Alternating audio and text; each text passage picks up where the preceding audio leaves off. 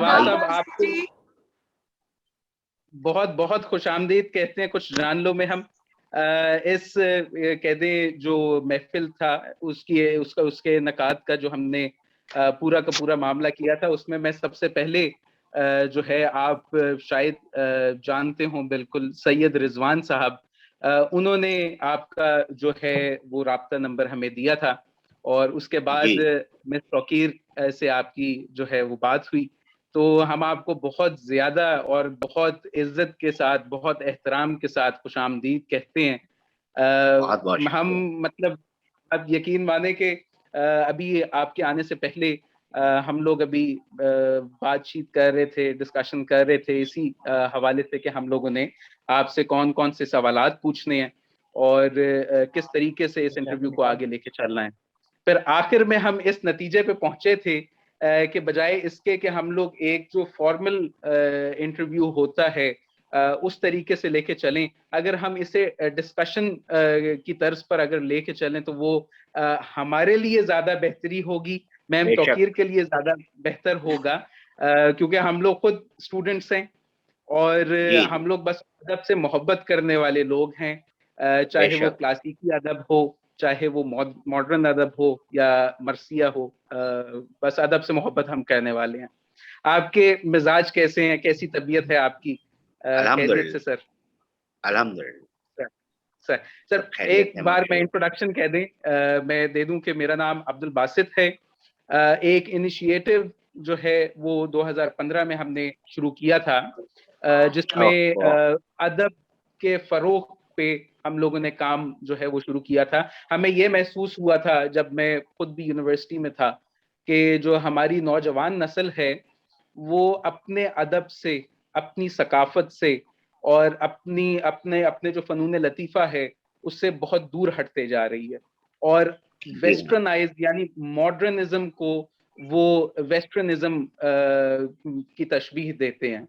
तो बेशक। मॉडर्न होना तो है ऑब्वियसली कोई बुरी बात नहीं है, लेकिन अपनी बुनियादों को किस तरीके से हम लोगों ने मजबूत रखना है ये बहुत जरूरी है। तो सर ये एक इनिशिएटिव था जो 2015 में शुरू हुआ था।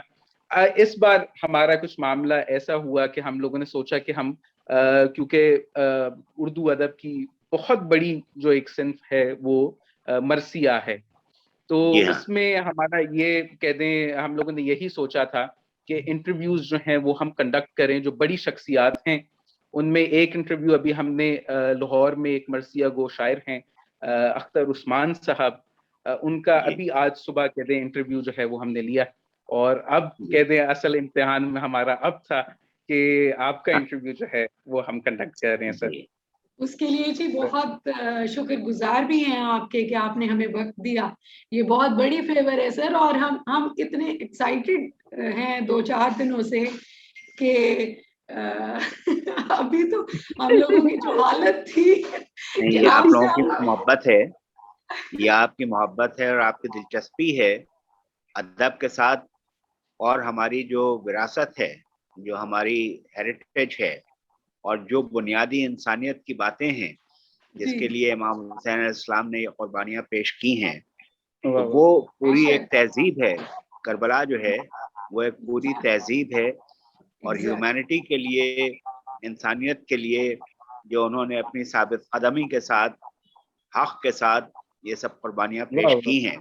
तो उन्होंने एक मैसेज ये दी है कि जो भी मजलूम है और हक का है, आप उनका साथ दीजिए, और जो जाबिर और शातिर है उनका आप डट के मुकाबला कीजिए। तो ये वाह वाह दर्स वाह जो है ये करबला हमें देता है।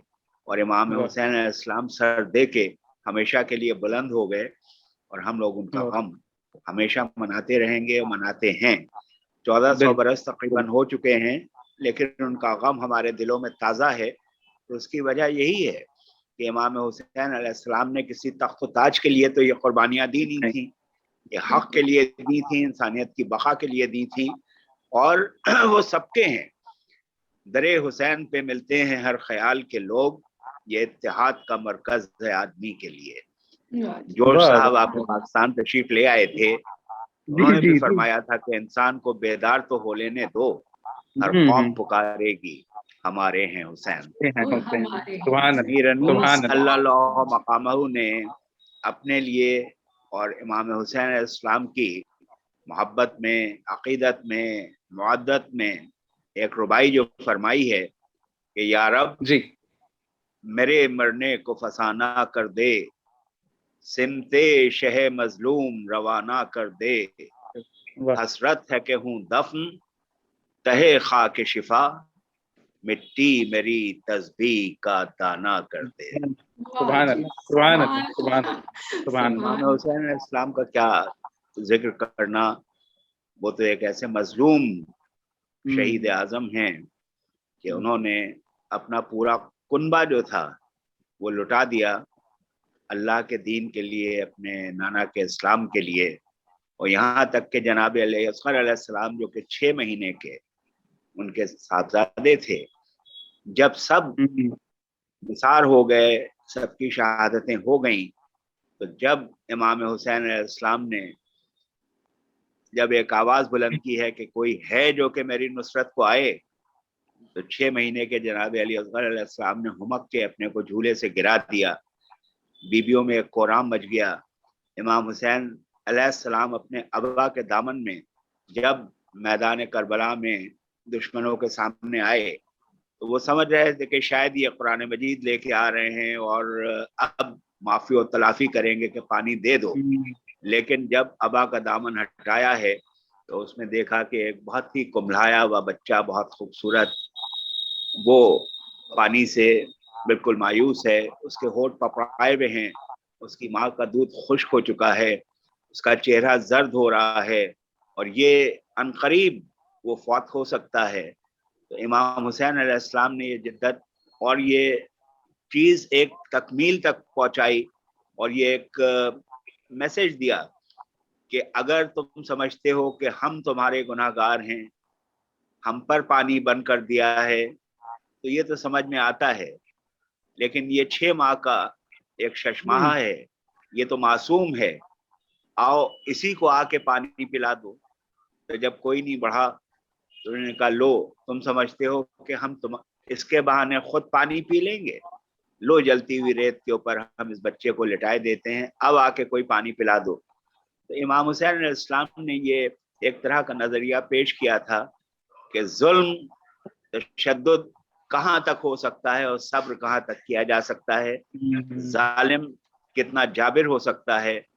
तो इमाम हुसैन इस्लाम ने जब कलेजे से अपने लगा लिया है सीने से, तो इब्न ज़ियाद ने हुरमुला को हुक्म दिया कि ये इसको अब खत्म कर दो। तो उसने वो 3 भाल का तीर चलाया है जो कि मूजी जानवरों के ऊपर चलाया जाता था, और एक तरह से जनाब अली असगर अलैहिस्सलाम जो थे वो ज़बा हो गए और उनके हलक से जो फव्वारा निकला, तो इमाम हुसैन इस्लाम ने वो खून अपने चुल्लू में ले लिया, जमीन की तरफ फेंकना चाहा तो एक निदा आई कि ए हुसैन, अगर इस खून नाहक का एक खतरा भी जमीन की तरफ गिरा तो जलजले आ जाएंगे, क़यामत बर्पा हो जाएगी और एक दाना अनाज का पैदा नहीं होगा। उन्होंने आसमान की तरफ उछालना चाहा तो उधर से एक निदा आई कि ए हुसैन, इस खून नाहक का एक कतरा भी अगर आसमान की तरफ आया तो एक कतरा पानी का नहीं बहेगा, बरसेगा। तो उन्होंने अपने रेशे मुबारक पर और अपने चेहरे के ऊपर वो खून मर लिया और जब अपने खेमे में तशरीफ लाए हैं तो 7 बार आगे गए हैं और 7 बार पीछे। उनकी हिम्मत नहीं पड़ रही थी कि बच्चे को माँ को कैसे दें। फिर खेमे के पीछे ही जुल्फ़िकार से उन्होंने एक छोटी सी नन्ही सी लहद खोदी और उसमें जनाब अली असगर अलैहिस्सलाम को दफन किया। और मीर अनीस के वो उस मरसिया के बंद की ये बैत है कि नन्ही सी कब्र खोद के असगर को गाड़ के शब्बीर उठ खड़े हुए दामन को झाड़ के। यानी इमाम हुसैन इस्लाम ने सब कुछ अपना निछावर कर दिया हक के लिए और इंसानियत की बका के लिए, अल्लाह के दीन के लिए और इस इस्लाम को और इस नमाज को बचाने के लिए, और जो हक़ाइक़ हैं इंसान के और इस्लाम के जो प्रिंसिपल्स और फंडामेंटल्स हैं, जो उसूल दीन हैं और जो फ़ुरूए दीन हैं, उनको बचाने के लिए। और यही मैसेज दी कि मजलूम की हिमायत करो और जाबिर और शातिर से डट कर साबित कदमी के साथ खाक पर रह के मुकाबला करो। तो ये जो वाह है वाह। इंसान जो है वो, ये देख लीजिए कि आजकल हम लोग किस मजलूमियत से गुजर रहे हैं। लेकिन वो अगर हम वाक़े करबला का मुतालिया करें तो वो शेर भी हमें, वो जो मिसरा मुझे याद आ रहा है कि इस्लाम जिंदा होता है हर करबला हर के बाद। करबला के। तो वो वाकई यानी हकीकत है, क्योंकि इस्लाम का चेहरा जो है वो मस्क हो चुका था जब ये करबला का वाकया आया। तो हमें दिखा दिया गया, हजरत इमाम हुसैन ने हमें दिखा दिया कि हक क्या है और बातिल क्या है। तो ये डिफरेंस बेशक जो है, यही कह दें हमें समझ में आने के लिए काफी है। बस हमें समझ आ जाए, बात तो असल ये है सर। एक सजदे शब्बीरी, एक ज़र्ब यदुल्लाही, इस्लाम के दामन में बस इसके सिवा क्या है। क्या है। मौलाना अली नकी साहब क़िबला जो लखनऊ के थे, जी पाकिस्तान में जी उनको काफी, और उन्होंने कलाम पाक का तर्जुमा भी किया है। जी तो जी। उन्होंने कहा कि अगर अल्लामा इसको यूं फरमाते कि एक सजदे शब्बीरी, एक ज़र्ब यदुल्लाही, इंसान के दामन में बस इसके सिवा है क्या। क्या है वाह तो वाह उन्होंने वाह है क्या कर वाह दिया। वाह वाह। है और क्या। वाकई है क्या। तो है यही क्या। है कि अगर इंसान सोचे, मतलब ये सब फिक्र की बातें हैं, जी सोचने की बातें हैं। जी। ये कोई त्योहार तो है नहीं कि जो मना लिया गया। इसकी नहीं जो नहीं। फिलॉसफी है, यानी इमाम हुसैन अलैहिस्सलाम ने पूरी एक तहजीब करबला में दी है। यानी जी। वो रिश्ते, वाह वाह वाह। वो वालिद, वो साहबजादे, वो आका, वो गुलाम, हम्म हम्म वो फुफी, वो भतीजे, वो भांजे, वो गुलाम, वो कनीज, और उनके जो रसूमात थे, उनके जो आपस में तौर तरीक़े थे। यानी रसूल खुदा सल्लल्लाहु अलैहि वसल्लम ने जनाब फ़ातिमा सलामुल्लाह अलैहा का अक़्द जब हज़रत अली अलैहिस्सलाम से किया है, तो उन्होंने हम्म। पूछा कि आपको मेहर में देने के लिए क्या है। उनका मेरे पास तो कुछ नहीं है, बस 3 चीज़ें हैं मेरे पास। एक तो जुल्फ़िकार है, एक घोड़ा है, और एक ज़िरा है। तो उन्होंने कहा जुल्फ़िकार तो अल्लाह की दी भी है, और उससे आप इस्लामी जंगें लड़ते हैं। घोड़ा जो है उससे आप मैदान कारज़ार में जाते हैं। ये ज़िरा आपकी जान की दिफा के लिए है। तो बेहतर होगा कि ये ज़िरा जो है वो आप फरोख्त कर दीजिए और आप महर अदा कर दीजिए। तो अपनी ज़िरा फरोख्त करके उन्होंने वो महर अदा किया है। और जो जनाब फ़ातिमा को जहेज में दिया गया था, एक कनीज जनाब फिज़्ज़ा, एक आटे गेहूं पीसने की चक्की, एक चटाई, 2 तकिए, एक जंबील, एक बदनी, एक लोटा, यानी ये उनका जहेज था। और जो सरवरे कायनात थे, और उसमें जनाब फिज़्ज़ा जो थी, एक रोज वो काम करती थी घर का, और दूसरे रोज जनाब फ़ातिमा सलामुल्लाह अलैहा। यानी ये अंडरस्टैंडिंग थी, इंसानियत थी, कि बार क्या जो बात। है वो किसी एक करना पड़े और सब बांट के बराबर से हम्म अपने अपने हुकूक का इस्तेमाल करें। तो हम लोग क्या हम्म। सबक लेते हैं, ये खास चीज है। खाली मातम सही कर लेना, बात है। जंजीर का मातम कर लेना, कमा लगा लेना, यही नहीं है जुलूस निकाल लेना। ये कुर्बानी से हम सीखते क्या जी है, जी। हमारी एक जो आइडियोलॉजी, सैक्रिफाइसेस है, एक ये है, आइडियोलॉजी उनकी जो उन्होंने ये दी, है। एक सोच जो उन्होंने दी। ये बेशक। भी हमने सुना है कि जब करबला में पहुंचे इमाम हुसैन, तो वो जो जगह जहाँ पे उन्होंने पड़ाव किया, वो भी उन्होंने खरीद के वहां पे पड़ाव किया। तो ये बहुत बड़े जी हाँ। असूल हैं उनकी तरफ से। उससे पहले जो तो ये हुआ था कि 2 मुहर्रम को जब इमाम हुसैन अलैहिस्सलाम का एक मुख्तसर सा काफिला जब करबला की जमीन पर पहुंचा है, तो नहर फुरात के करीब उन्होंने अपने खेमे नस्ब कर लिए। जी हुर का लश्कर 1000 सिपाहियों का एक रिसाला जो कि करबला पहुंचा है, लेकिन उस वक्त गर्मी इतनी थी, temperature was about 68 degrees centigrade. वो लोग प्यास से लखलखा रहे थे। इमाम हुसैन अलैहिस्सलाम के पास पानी का जखीरा था। और ने ये कहा कि मैं इब्न ज़ियाद की तरफ से भेजा गया हूं कि आपको आगे न बढ़ने दूं और आपको यहीं रोक लूं, और आप अपने खेमे जो हैं नहर फुरात से हटा लें और दूर जाके नस्ब करें। मैंने कहा भाई ये सब बातें तो बाद में हो जाएंगी, तुम प्यासे हो, तुम्हारा लश्कर प्यासा है, तुम्हारे जानवर प्यासे हैं, पहले पानी पी लो, उसके बाद में हम लोग बात करते हैं। 1000 का जो उनका रिसाला था, जितने फौजी थे उन सबको सैराब किया और जनाब अब्बास अलैहिस्सलाम को हुक्म दिया कि जो इनके जानवर हैं, ये इनके घोड़े हैं, ये जब तक 3 बार पानी से अपना सर ना उठा लें तब तक इनको पानी पिलाते रहो। यानी जो कुछ जखीरा था उन्होंने इनको सैराब करने में खर्च कर दिया।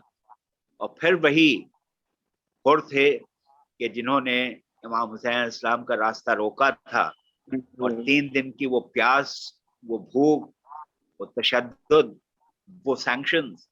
लेकिन वही हुर शब आशूर जब वो सोच रहे हैं कि कौन हक पर है, हुसैन जहां से वो तिलावत की और दुआओं की और तस्बीह की आवाजें आ रही हैं, या हमने जिसने रास्ता रोका था उनका, तो जाहिर है कि वो हुर जो थे वो जनाब हुर हो गए।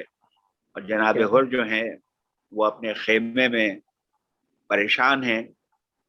गुलाम आया कि खाना लगा हुआ है, खाना नौश फरमा लें। उनकी खाने पीने की तरफ कोई तवज्जो ही नहीं है, वो टहल रहे हैं। उन्होंने कहा कि ऐसा है कि मैं जा रहा हूँ इमाम हुसैन अलैहिस्सलाम के कदमों में गिरने के लिए, क्या मेरा जो गुनाह है वो माफी के लायक है?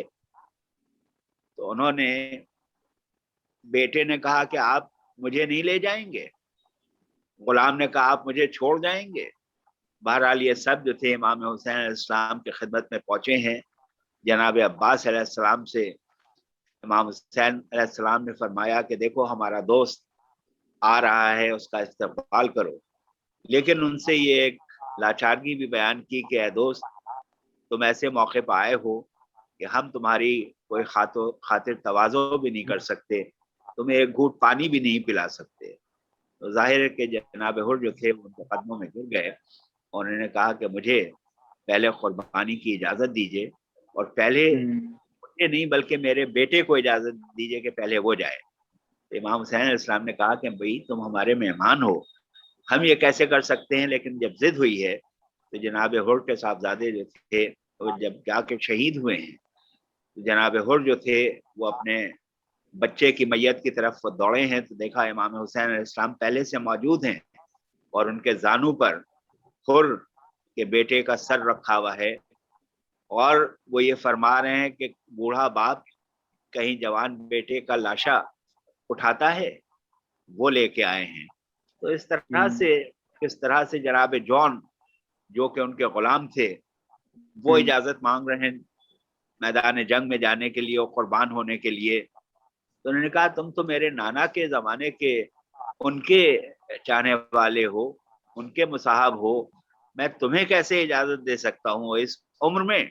उन्होंने कहा अच्छा, मेरा रंग स्याह है, मेरे जिस्म से बुए बद आती है, आप नहीं चाहते कि आपके नूरानी खून में मेरा खून मिले, मैं भी देखता हूं कि आप कैसे रोकते हैं। बहरहाल जनाब जॉन की भी शहादत हुई और इमाम हुसैन अलैहिस्सलाम ने खुदावंद आलम से ये दुआ की कि इनका स्याह चेहरा जो है, इनका जो रंग है वो नूरानी हो जाए और इनका बुए बद जो है वो खुशबू में तब्दील हो जाए। तो जब वहां के ऊपर मैयतें थी और लाशें थे और लोगों ने देखा कि एक मैयत से ऐसी नूर निकल रहा है, वो इमाम हुसैन अलैहिस्सलाम की दुआ थी कि जनाब जॉन में वो नूरानी कैफियत पैदा हो गई थी। तो जिस तरह की शहादतें हैं जो कैसे इंसान उसको भूल सकता है। और ये है कि अगर दिल में दर्द है और दिल है और जरा सा भी इंसानियत पसंद है इंसान, तो इमाम हुसैन अलैहिस्सलाम की कुर्बानियों को वो नजरअंदाज नहीं कर सकता। और वो वही हैं जो जमाने के जो जाबिर और शातिर थे, जो एतराज करते हैं, जो अज़ादारी पर एतराज करते हैं, जुलूसों पर एतराज करते हैं, ताजिए पर एतराज करते हैं, गिरिया और बुका पर एतराज करते हैं, वो क्या समझ सकते हैं कि ये कुर्बानी क्या है। बहरहाल जी, अब कुछ सवालात की तरफ मेरे ख्याल से आ जाएं। हमारी कुछ जो है वो कम हुई हैं, लेकिन ऑनलाइन हम लोगों ने अभी शुरू किया है, तो उसमें ये अब्दुल बासित ने मेरे ज़िम्मे लगाया था कि नवाब साहब से रब्ता करें और हम उनसे मरसिया गोई के हवाले से थोड़ा बहुत मालूमात हासिल करना चाहेंगे कि लखनऊ की तहजीब में तो मरसिया गोई ने परवान चढ़ी है। ये ऐसा ही है? है कि जो मरसिया गोई है, जी जी सर। ये सभी जानते हैं कि वाक़यात करबला को जी नज़्म में किस तरह से पेश किया गया है। जी। उसमें चेहरा भी है, उसमें मंजर निगारी भी है, उसमें अखलाकियात भी हैं, उसमें मौसम का भी जिक्र है, उसमें शहादत भी है, और उसमें सोज भी है, सलाम भी है। हाँ, तो लखनऊ चूंकि एक बहुत ही नफसियाती नज़ाकत और नफासत का एक शहर बना, बेशक। हालांकि उसमें यह है कि बहुत ही कदीम ये शहर है। यूँ अगर देखा जाए तो ये जो अवध है, ये राजा रामचंद्र जी के ज़माने से, अयोध्या से इसका सिलसिला जी चला आ रहा है। जी हाँ। और राजा रामचंद्र जी को उनके वालिद ने वनवास दे दिया था। उन्होंने अपनी बीवी, छोटे भाई के साथ अपना तख्त ताज छोड़ के वो 14 बरस के लिए जंगल में चले गए। ये एक बहुत बड़ी सैक्रिफाइस थी। वहां जाके जो रावण था, which is symbol of evil, उससे जंग हुई और उसके ऊपर उन्होंने फतह हासिल की। यानी ये जो सूर्यवंशी राजा थे अवध में, इनकी भी जो जिंदगी है वो कुर्बानी पर बेस्ड है। और उसके बाद में अकबर आजम के जमाने में राजा टोडरमल के जरिए हिंदुस्तान को 12 सूबों में तकसीम किया गया, जिसमें एक बहुत बड़ा सूबा जो था वो अवध का था। अवध यानी संस्कृत का एक लफ्ज है वध, जिसको कहते हैं destruction. Awadh which can not be destroyed. तो ये अवध का सूबा बहुत बड़ा था। इसके वाह 3 बाउंड्रीज जो थे वो नेपाल से मिलते थे, और वेस्टर्न साइड में this end of the Ganges, Ganga का इस किनारा, ये अवध के हुदूद थे। ये बहुत ही जरखेज इलाका था। यहाँ स्पिरिचुअलिज्म भी बहुत ज्यादा है। यहाँ के ऊपर हर मजहब व मिल्लत के इबादत गाहें भी हैं। यहाँ ये समझ लीजिए कि राजा रामचंद्र जी भी हैं, लक्ष्मण जी भी हैं। यहाँ के ऊपर अमीर खुसरो के सिलसिले के भी लोग हैं। यहाँ के वाह। सूफी और पीर भी हैं। यहाँ पर शामीना साहब भी हैं। यहाँ पर डाइवर्स। शाह वारिस अली शाह साहब भी हैं। यहाँ पर कबीर भी हैं। यहाँ रहीम भी हैं। वाह। यहाँ तुलसीदास भी हैं। क्या यहाँ कहने, रामायण भी लिखी गई है। क्या कहने। यहाँ गीता भी लिखी गई है। और यहाँ लखनऊ में गीता का तर्जुमा उर्दू में भी किया गया है। वाह अजमत वाह वाह जलालपुरी साहब ने वाह वाह। अशार बहुत में अच्छी। गीता का तर्जुमा किया है, जिस पर उनको ये पद्मश्री भी दिया गया। क्या और कहने। मुरारी बापू उस पर्टिकुलर प्रोग्राम में आए थे, और उन्होंने गीता और कुरान में जो दर्स है, यानी जो फंडामेंटल्स ऑफ इस्लाम हैं, जो आयात हैं, जो सूरे हैं, और जो तर्ज जिंदगी का एक तौर तरीका कुरान मजीद में दिया गया है, उसको उन्होंने ये दिखाया है कि गीता में भी कृष्ण ने जो अर्जुन को दर्स दिए थे, वो भी जी कुरान से कितने मुतासिर हैं और बिल्कुल मिलते जुलते हैं। बहरहाल लखनऊ जो था उस जमाने में, अकबर के ज़माने में इसको आबाद किया गया, अवध को। यहाँ पर शेखजादे जो थे उनकी हुकूमत हुई। लेकिन वो वक्त गुजरते गुजरते कुछ ऐसे ऑटोक्रेटिक हो गए कि वो बहुत ज्यादा पावरफुल हो गए और अवध का खिराज उन्होंने भेजना दिल्ली रोक दिया। तो अब 1722 में मोहम्मद शाह रंगीले ने नवाब सादत खां बुरहानुल मुल्क को as a governor of Awadh वो यहाँ भेजा कि आप शहजादों से ये हुकूमत लीजिए और वहां पर आप अपना निज़ाम कायम कीजिए। नवाब सादत खां बुरहानुल मुल्क ईरानी नस्ल के थे, नैशापुर के थे।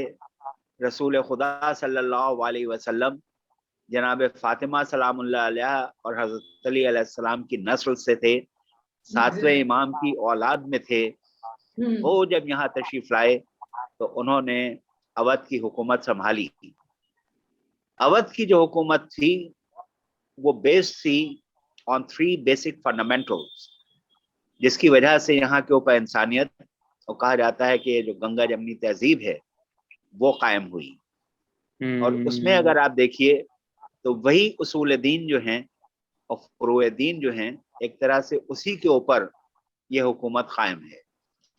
पहला फंडामेंटल जो था दैट वाज ह्यूमैनिटी, इंसानियत, कि इंसान को इंसान के साथ इंसानियत से पेश आना चाहिए और वो जाहिर है कि अमन अमान और मोहब्बत रहेगी। सेकंड फंडामेंटल वाज अदल, इंसाफ, जस्टिस, यानी किसी भी शख्स को, किसी भी मजहब और मिल्लत का हो, किसी रंग और रूप का हो, किसी स्टेटस का हो, तो उसके फंडामेंटल राइट्स जो हैं वो ब्रीच नहीं होना चाहिए और उसको अदल और इंसाफ मिलना चाहिए। And the third fundamental was यकजहती, यानी सेकुलरिज्म। जिस मजहब और मिल्लत का भी इंसान है उस मजहब की इज्जत हो, उस मजहब के मानने वालों के सेंटिमेंट्स की इज्जत हो और उसका एहतराम हो। तो ये जो हमारी गंगा जमनी तहजीब अवध की है, इसमें it is an amalgamation of the fragrance of the rose of Persia and the lotus of India, और उनका ये खुशबुओं का मजमुआ है। यानी हमने हर अच्छी चीज एक दूसरे से ली और जी। तो इस वजह से यहाँ पर जो हिंदू हैं वो आज़ादारी भी बहुत करते हैं और हम लोगों का भी नजरिया जो है वो सैक्रिफाइस पर बेस्ड है, क्योंकि पहले नवाब वजीर नवाब सादत खां बुरहानुल मुल्क 7वें इमाम की औलाद थे। इमाम हुसैन अलैहिस्सलाम की जो कुर्बानियां थी, जो सैक्रिफाइसेस थी, इसलिए the compatibility amongst the Hindus and the Muslims of Awadh, because both were based on sacrifice, तो इसमें बहुत आसानी से एक दूसरे में खलामला हो गई और एक दूसरे को समझने लगे। और यहाँ के ऊपर मुहर्रम जो है, आज़ादारी जो है, वो जाहिर है कि अपने उरूज को इसलिए पहुंचा कि नवाब आसफउद्दौला जब 1775 में अवध के चौथे नवाब हुए तो पहले इनका कैपिटल फैजाबाद था, which is about 10 kilometers from Ayodhya. लेकिन उनकी वालिदा बहू बेगम साहिबा, जो कि नवाब शुजाउद्दौला की बेगम थी, वो जब वहां के ऊपर मौजूद रहें और उनके साहबजादे हुकूमत करें तो अखलाकी तौर के ऊपर भी ये मुनासिब नहीं था। और उन्होंने वहां से अपना दारुल खलाफा जो था, अपना कैपिटल, ही shifted from Faizabad to Lucknow in 1775। उस जमाने में लखनऊ बहुत ज्यादा तरक्की नहीं हुई थी। एक नशेब और फराज का ये एक शहर था, यहाँ पर टीले और नशेब काफी थे और यहाँ पर बहुत ही आम मामूली किस्म की रियायत थी। लेकिन वो इतने नफीस इंसान थे कि उन्होंने ये कोशिश की कि उनका शहर जो है लखनऊ, वो एक ऐसा शहर बने जिसकी मिसाल ना हो। ये वो दौर था जब अंग्रेजों की हुकूमत बहुत मजबूत हो रही थी, मुगलिया सल्तनत बहुत कमजोर हो रही थी। तो दिल्ली में जो फनून लतीफ़ा के माहिरीन थे और जो वो एक्सपर्ट्स थे, चाहे वो जबान के हों, चाहे वो और फनून लतीफ़ा के हों, वो ये फिक्रमंद थे कि अब वो कहाँ जाएंगे, उनकी किफ़ालत कौन करेगा, उनको पैटर्नाइज कौन करेगा। तो नवाब आसफउद्दौला बहादुर ने उनको दावतनामे भेजे। उन्होंने कहा आप हमारे लखनऊ तशरीफ लाइए, हम आपकी, आपके अहले ख़ानदान की, आपके हुनर की पूरी पैट्रनेज करेंगे और आपको पूरा मौका देंगे कि आप अपने हुनर में और चार चांद लगाएं, उसमें और तरक्की करें। तो ये लखनऊ जो है, ये तहजीब और तमद्दुन का हमेशा से गहवारा रहा। और ये इलाका जो है राजा रामचंद्र जी ने खुश होके अपने छोटे भाई लक्ष्मण जी को दिया था, जो कि पहले लक्ष्मणपुरी, लखनपुर, लखनऊ और बाद में लखनऊ कहलाया। वेरी तो गुड, यहाँ लखनऊ की जो तहजीब है, ये जबरदस्त। ऐसी तहजीब है कि यहाँ इल्म, हुनर, यहाँ की मनूरी सखावत, लतीफ़ा, यहाँ जी की तहजीब, आदाब और तस्लीमात, यहाँ का लिबास, यहाँ की वज़ादारी, यहाँ की रवादारी, यहाँ की ज़बान, बेशक। यहाँ के फ़नून लतीफ़ा, यहाँ के जो भी आपकी विरासत है, और उसके बाद में फिर इमाम हुसैन अलैहिस्सलाम के तुफ़ैल में यहाँ जी पर हाँ। जो जो चीज़ें पैदा हुई हैं और जो बनाई गई हैं, जैसे कि हमारा नवाब आसफुद्दौला का बनवाया हुआ बड़ा इमाम बाड़ा, अम्बाड़ा, जी आसिफी इमाम बाड़ा, जी। ये एक ऐसी इमारत है कि पहले यहाँ के ऊपर आसफी मस्जिद तामीर हो चुकी थी। नवाब आसफुद्दौला जब उसमें नमाज पढ़ने के लिए तशरीफ ले गए हैं, तो अच्छा। उनके आइज़ा, उनके वज़रा, यहाँ के शुरफा और अवाम भी उनके साथ में शरीक थे। और जब नमाज के बाद वो बाहर तशरीफ लाए, तो लोगों ने ख्वाहिश का इजहार किया कि काश इस मस्जिद के शायान और शान इससे मुल्क एक इमाम बाड़ा भी होता तो क्या खूब होता। नवाब अच्छा। आसफुद्दौला ने फरमान जारी किया कि इसके लिए प्लान्स, नक्शे पेश किए जाएं। और हाफिज किफ़ायतुल्लाह, जो कि ईरानी नस्ल के थे, उनका प्लान जो था वो अप्रूव हुआ। लेकिन उनके प्लान में एक मकाम के ऊपर एक ज़ईफ़ा की खपरेल पड़ी हुई थी। वो लाडो उनका नाम था, साकी, साखन उनका पेशा था, यानी भिश्तन थी। जी। तो किफ़ायतुल्लाह ने ये अर्ज किया कि अगर ये जगह नहीं ली जाती है तो इस प्लान में कान आ जाएगा और उसमें वो सिमेट्री नहीं रह पाएगी, लिहाजा ये जगह ज़रूरी है। नवाब आसफुद्दौला बहादुर ने उन ज़ईफ़ा के पास अपना एक पैगाम भेजा, उनसे ये अर्ज़ की कि ये जगह आप मुझे इनायत फरमाएं और इसके एवज़ में आप जो चाहें, जहाँ चाहें और जितना चाहें आप मुझसे ले लें, वो ये बहुत मुझे जगह इनायत फरमाएं। तो उन्होंने साफ इनकार कर दिया कि ये जगह मैं इसलिए नहीं दे सकती कि मैं अपने मौला का ताज़िया रखती हूँ, यानी इमाम वाह, हुसैन अलैहिस्सलाम का वो ताज़िया रखती वाह। थी। तो उन्होंने नवाब से साफ इनकार कर दिया कि ये जगह मैं आपको इसलिए नहीं दे सकती कि मैं अपने मौला का ताज़िया रखती हूँ। तो उन्हें ये नवाब नहीं पता था आसफ, कि ये किस नहीं, वो चीज के जानती लिए। थी कि ये अच्छा, नवाब, जानती थी। नहीं, ये जानती थी कि ये नवाब की गुजारिश है। लेकिन हम्म। उन्होंने अपने जो दिल की बात थी और जो अकीदत थी, तो उन्होंने कहा मैं चूंकि मौला का ताज़िया रखती हूँ, इसलिए जगह मैं आपको नहीं दे सकती। यानी ये उनकी, यानी ये भी देख लीजिए कि यहाँ के जो नवाबीन थे वो कितने इंसाफ पसंद थे, कितने गरीब एग्जैक्ट। परवर थे कि जी। एक अदना सी भिश्तन ज़ईफ़ा वो साफ नवाब से इनकार कर रही है कि मैं इस बिना पर आपको ये जगह नहीं दे सकती, चूंकि मैं अपने मौला का ताज़िया रखती हूँ। तो नवाब आसफुद्दौला बहादुर बनफ्स नफीस खुद तशरीफ लाए और यही उनसे इल्तिजा की कि ये जगह आप मुझे इनायत फरमाएं। तो उन्होंने कहा हुजूर, मैं आपको ये जगह इसलिए नहीं दे सकती कि मैं अपने मौला का ताज़िया रखती हूँ। तो उन्होंने कहा कि जिन मौला का ताज़िया आप रखती हैं, उन्हीं मौला का ताज़िया और ज़री रखने के लिए मैं एक इमाम बाड़ा तामीर करवाना चाहता हूँ, इसलिए आपसे ये गुजारिश है और इसके एवज़ में आप जो चाहें ले लें, लेकिन ये जगह मुझे इनायत फरमा दें। तो उन्होंने दो शर्तें रखी कि जिस अच्छा। तारीख को मैं अपना ताज़िया रखती हूँ और जिस मकाम पर रखती हूँ, उसी तारीख को उसी जगह पर मेरा ताज़िया रखा जाए। उन्होंने कहा वाह। मंजूर। ये 1784 की बात है जी। और नवाब आसफुद्दौला को वो जगह उन्होंने इमाम आली मकाम को हिबा कर दी और कोई उजरत नहीं ली। और आज भी यानी ये 1443 यानी इतना तकरीबन 250 बरस हो चुके हैं जब जी यहाँ शाही जरी का उठता है। लाडो साखन का ताजिया 18 जिलहिज को आसफी इमामबाड़े में गश्त करके उसी मकाम पर रखा जाता है जहाँ के ऊपर वो रखा करती थी, और उनकी खपरैल का वो लकड़ी का दरवाजा वो उसी मकाम पर लगा हुआ है निशानदही के लिए कि ये लाडो साखन की जगह थी। और शाही जरी के पीछे बहुत बड़ी लाडो साखन का ताजिया भी होता है। जब ये इमामबाड़ा आसफुद्दौला बहादुर ने बनवाया तो ये दिन में बनाया जाता था, लेकिन कुछ शुरफा ऐसे थे कि अगर दिन की रोशनी में वो ईटा और गारा ढोते तो उनकी तौहीन होती। कहत का जमाना था, रोजी और रोटी उनको भी मिलना थी। वो अपने खून और पसीने की कमाई का उजरत चाहते थे, मुफ्त में चाहते भी नहीं थे, काम कर नहीं सकते थे, उनको आता भी नहीं था, कभी किया भी नहीं था, और उनकी तौहीन भी होती।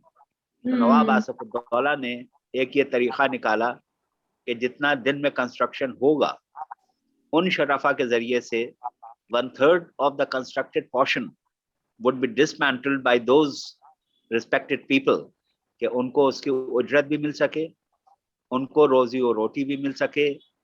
जब तक कहत है तो उसकी तामीर में ताकीर भी होती रहे और इमाम के नाम की ये एक इमामबाड़ा भी तामीर होता रहे। तो इट्स अ वंडरफुल मॉन्यूमेंट। इसकी 15-15 फीट की दीवारें हैं जिसमें 3-3 फीट के अंदर रास्ते हैं।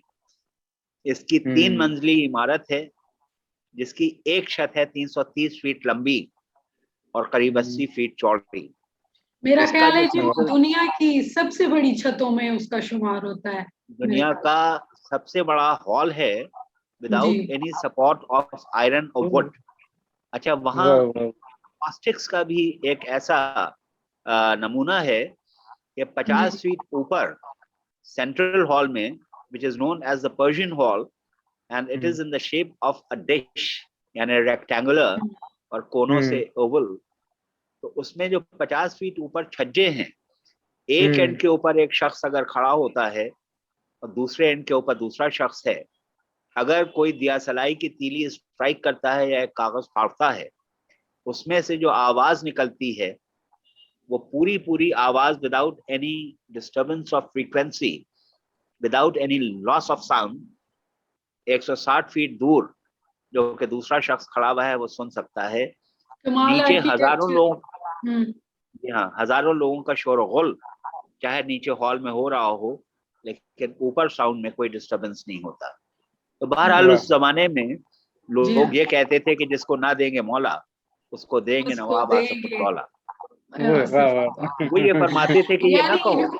हाँ, कि शोरफा ने भी उसकी तामीर में हिस्सा लेके तो जो उनको ये फरमाते थे कि ये ना कहो कि भाई जिसको ना देंगे मौला उसको क्या देगा आसफुद्दौला, ये कहो कि जिसको दिलवाएंगे मौला उसको देगा आसफुद्दौला। अब ये इमामबाड़ा जब तामीर हो गया तो यहाँ मौलाना कल्बे जव्वाद साहब आजकल जो यहाँ के ऊपर हैं, उनके वालिद कल्बे आबिद साहब क़िबला, उनके मौलाना कब्बन साहब क़िबला और उनके बुजुर्ग मौलाना दिलदार अली गुफरान माब, जिनका यहाँ के ऊपर इमामबाड़ा भी है। 10 दिन का वो अशरा भी होता है, उसमें वो शाम गरीबा भी होती है। नवाब आसफुद्दौला बहादुर ने उनको नजफ और वहाँ तालीम हासिल करने के लिए भेजा, और उस जमाने के ये मुज्तहिद थे और उन्होंने यहाँ के ऊपर नमाज जमात भी कायम की, ये मजालिस कायम हुई। और उसके बाद में यहाँ पर चूँकि तालीम, तरबियत, तहजीब अपने उरूज को पहुँच रही थी, तो नवाब वाजिद अली शाह जो कि आखिरी ताजदार थे, 1856 में उन्होंने लखनऊ छोड़ा था। दरो दीवार पर हसरत से नजर करते हैं, खुश रहो अहले वतन हम तो सफर करते हैं। लॉर्ड डलहौजी ने, who was the governor general of east India company, उसने जेम्स ऊट्रम को रेजिडेंट बना के भेजा था, और हेनरी लॉरेंस ने पहले एक ब्लू बुक लिखी थी जिसमें इन नवाबीन का कैरेक्टर असैसिनेशन किया था, और ये दिखाया था कि ये अय्याश हैं, ये बदकार हैं, ये नाच और गाने में डूबे रहते हैं, ये कनकव्वा उड़ाते हैं, ये कबूतर उड़ाते हैं, ये इत्र लगाते हैं, ये शेर व शायरी करते हैं, तो ये नाअहल हैं और ये एडमिनिस्ट्रेशन नहीं कर सकते। और एक ऐसी स्टेज आ सकती है कि यहाँ सिविल वॉर हो जाए और इसको संभालना ईस्ट इंडिया कंपनी के लिए बड़ा मुश्किल होगा। तो बेहतर यह है कि इनको माजूल कर दिया जाए और ये अवध जो है उसका इख्तिदार, उसकी हुकूमत अपने हाथों में ले ली जाए। तो जब ये ट्रीटी नवाब वाजिद अली शाह के सामने उठ्रम लाए हैं तो उन्होंने कहा कि आप हमारा तख्त ले सकते हैं, हमारा ताज ले सकते हैं, लेकिन आप हमारी दस्तखत नहीं ले सकते। हम ये बिल्कुल गवारा नहीं करेंगे कि हम नाम के बादशाह रहें और हमारी रियाया आपके हाथों सफर करे। तो he decided not to go into the war but take a legal aspect. और उन्होंने ये डिसाइड किया कि वो कलकत्ते आए, यहाँ पर गवर्नर जनरल से मिलें और अपनी किंगडम को वापस लेने की जस्तजू करें। और अगर ये मसला तय नहीं हुआ, he would go to England, meet Queen Victoria and plead his case to get back his kingdom. अच्छा, ये जो सल्तनत थी उस जमाने में, ये that was the richest kingdom of India at that time और Nawab Wajid Ali Shah was the king. General Outram ने इनकी वालिदा मलका किश्वर, मलका जनाब आलिया को 1 लाख रुपए की रिश्वत देने की कोशिश की कि वो किसी तरह से ये दस्तखत इस ट्रीटी पर करवा दे। तो उन्होंने ऊट्रम से पूछा कि आप कौन? उनका कंपनी का मुलाजिम। उनका कंपनी कौन? उनका मलका की मुलाजिम। उन्होंने कहा हमारा बेटा जो है ये यहाँ का बादशाह है, ये सिर्फ खुदावंद आलम को या मलका को जवाब दे है, आप कौन? तो anyhow Nawab Wajid Ali Shah, he left Lucknow in 1856. He came to Kanpur, stayed with his British friend for 7 days, and then he was मेहमान खुसूसी काशी नरेश के, जो बनारस है, 15 दिन के उनके मेहमान हुए। और वहां जो काशी विश्वनाथ का मंदिर है, वहां जो शहनाई बजती है, this is the invention of Nawab Wajid Ali Shah. जो गंगा के घाटों पर आरती वहां होती है, ये नवाब वाजिद अली शाह की ईजाद थी। और उन्होंने कहा कि हम अपने जेब खास से इसके अखराजात उठाएंगे। तो उस जमाने से ये शहनाई मंदिर के गेट के ऊपर और ये गंगा आरती जो हो रही है, ये नवाब वाजिद अली शाह की देन है। 15 दिन बाद स्टीमर से वो कलकत्ते के लिए रवाना हुए और इतनी गर्मी थी, लू चल रही है, पानी का सफर है। जब ये कलकत्ते पहुंचे तो ही suffered from skin rashes, allergy, और उनका पूरा जिस्म जो था वो लाल बानात की तरह हो गया था। तो वहां के डॉक्टर्स ने उनसे ये कहा कि you won't be able to bear the voyage to England, तो बेहतर होगा कि आप कलकत्ते में रहें और आप सफर ना करें। तो इनकी वालिदा जनाब किश्वर, जो कि मलका आलिया थी, 55 बरस की थी, she was leading that group. 140 लोगों का इनके मंझले भाई थे, इनके क्राउन प्रिंस थे, इनके प्रीस्ट थे और इनके लॉयर्स थे और जाहिर के खिदमतगार थे। तो 10 दिन के लिए she hired a hotel in Broadway for 100 pounds. They met Queen Victoria but she was not having the powers to decide. और यहाँ 1857 शुरू हो गया था। नवाब वाजिद अली शाह ने जो यहाँ की तहजीब थी, यहाँ का मुहर्रम था, यहाँ के जो क्विजीन था, यानी कलकत्ते में एक मिनी लखनऊ उन्होंने कायम कर दिया। और वहां के ऊपर जो एक उन्होंने जू बनाया था, वहां के ऊपर उन्होंने he gave a concept of serpentarium to the world. मतलब फॉर द फर्स्ट टाइम ये लोगों को महसूस हुआ कि सांप भी पाले जा सकते हैं। वो आस्तीन के सांप तो पहले पला करते थे, लेकिन अजायब घरों में भी सांप पाले जा सकते हैं। तो he gave a concept of serpentarium to the world. बहरहाल उस जमाने में लखनऊ अपने उरूज को चूंकि पहुंचा था, और उस जमाने जो भी travellers, architects, photographers, historians, foreigners आए, उन्होंने लखनऊ के बारे में लिखा कि Lucknow is the most beautiful city of the world. There is no city in the world as beautiful as the city of Lucknow. Neither Constantinople, nor Rome, nor Paris. यानी अपने हर Sint में लखनऊ जो था अपने उरूज पर था। और यहाँ की खूबी ये थी कि जो भी फनून लतीफ़ा मुल्क में या मुल्क के बाहर से जहाँ लखनऊ आया उसमें और 4 चांद लगाए गए। यही जबान के साथ भी हुआ। उर्दू दखन में पैदा हुई, दिल्ली में जवान हुई और लखनऊ में इस पर शबाब आया। यहाँ ये दुल्हन बनी और यहाँ की जो इसकी जेवरात हैं, जो इसकी चाशनी है, जो इसकी लताफत है, जो इसमें तंज़ो मिज़ाह है, जो इसमें जुमानी है, जो इसमें फप्तियाँ हैं, जो इसमें मुहावरे हैं और ख़ास तौर से जो यहाँ मंजर निगारी है, जो कि मीर बाबर अली अनीस ने मरसिए के ज़रिए से दी है। वो जो ज़बान है, ऐसा मालूम होता है कि आप या वाक़यात करबला में अगर जंग हो रही है तो आप उस जंग में एक फ़ौजी हैं, और अगर वो शेर का जिक्र कर रहे हैं कि शेर निकला है तो पब्लिक जो थी, मजमा सामीन जो थे, वो पलट जाते थे कि वाकई शेर आ गया। 3.5 लाख अल्फाज मीर अनीस ने उर्दू ज़बान को दिए। और ये मरसिया ही एक ऐसी देन है कि अगर इंसान को अपना तलफ़ुज़, अपनी ज़बान सलीस करना है, शीरी करना है, तो वो मरसिया सुने, मरसिया पढ़े, मरसिया का मॉड्यूलेशन सीखे। मीर अनीस जो थे ये 5वीं पुश्त थी मरसिया गोओं की और मरसिया खानों की, जो कि लखनऊ तशरीफ लाए थे। उम्र गुजरी है इसी दश्त की सयाही में, 5वीं पुश्त है शब्बीर की मद्दाही में। मीर अनीस जो थे, शुरू में इन्होंने गजल कही, तो इनके जो वालिद थे वो भी जबरदस्त मरसिया गो थे और मरसिया खान थे। तो उन्होंने उनको एक तबलीग की। उन्होंने कहा कि बेटा, ये जो तुम गजल कह रहे हो, यही तुम्हारा जहन जो है अगर रुजू हो जाए करबला की तरफ और मौला के करबला के वाक़यात तुम बयान करने लगो, तो ये तुम्हें सवाब भी मिलेगा और तुम्हें शोहरत भी मिलेगी और तुम आखरत के लिए भी अपने लिए उसके असबाब पैदा करोगे। तो इन्होंने ज़ाहिर है कि मरसिया की तरफ इनका रुझान हुआ और जो इन्होंने मरासी कहे हैं, और मीर बाबर अली अनीस ने, मिर्ज़ा सलामत अली दबीर ने जो स्टैंडर्ड और मेयार मरसिया को दिया है लखनऊ में, ये कहा जाता है कि जैसे बायरन और कीट्स और शेक्सपियर जिस तरह से उनके वर्क्स पब्लिश हुए, अगर इनके वर्क पब्लिश होते तो इनका इल्म और उनका इल्म उसमें इतना तनाज़ा था कि वो इनके इल्म की जूती की धूल और खाक भी ना होते। यानी ये मेयार था इनका। क्या कहने सर।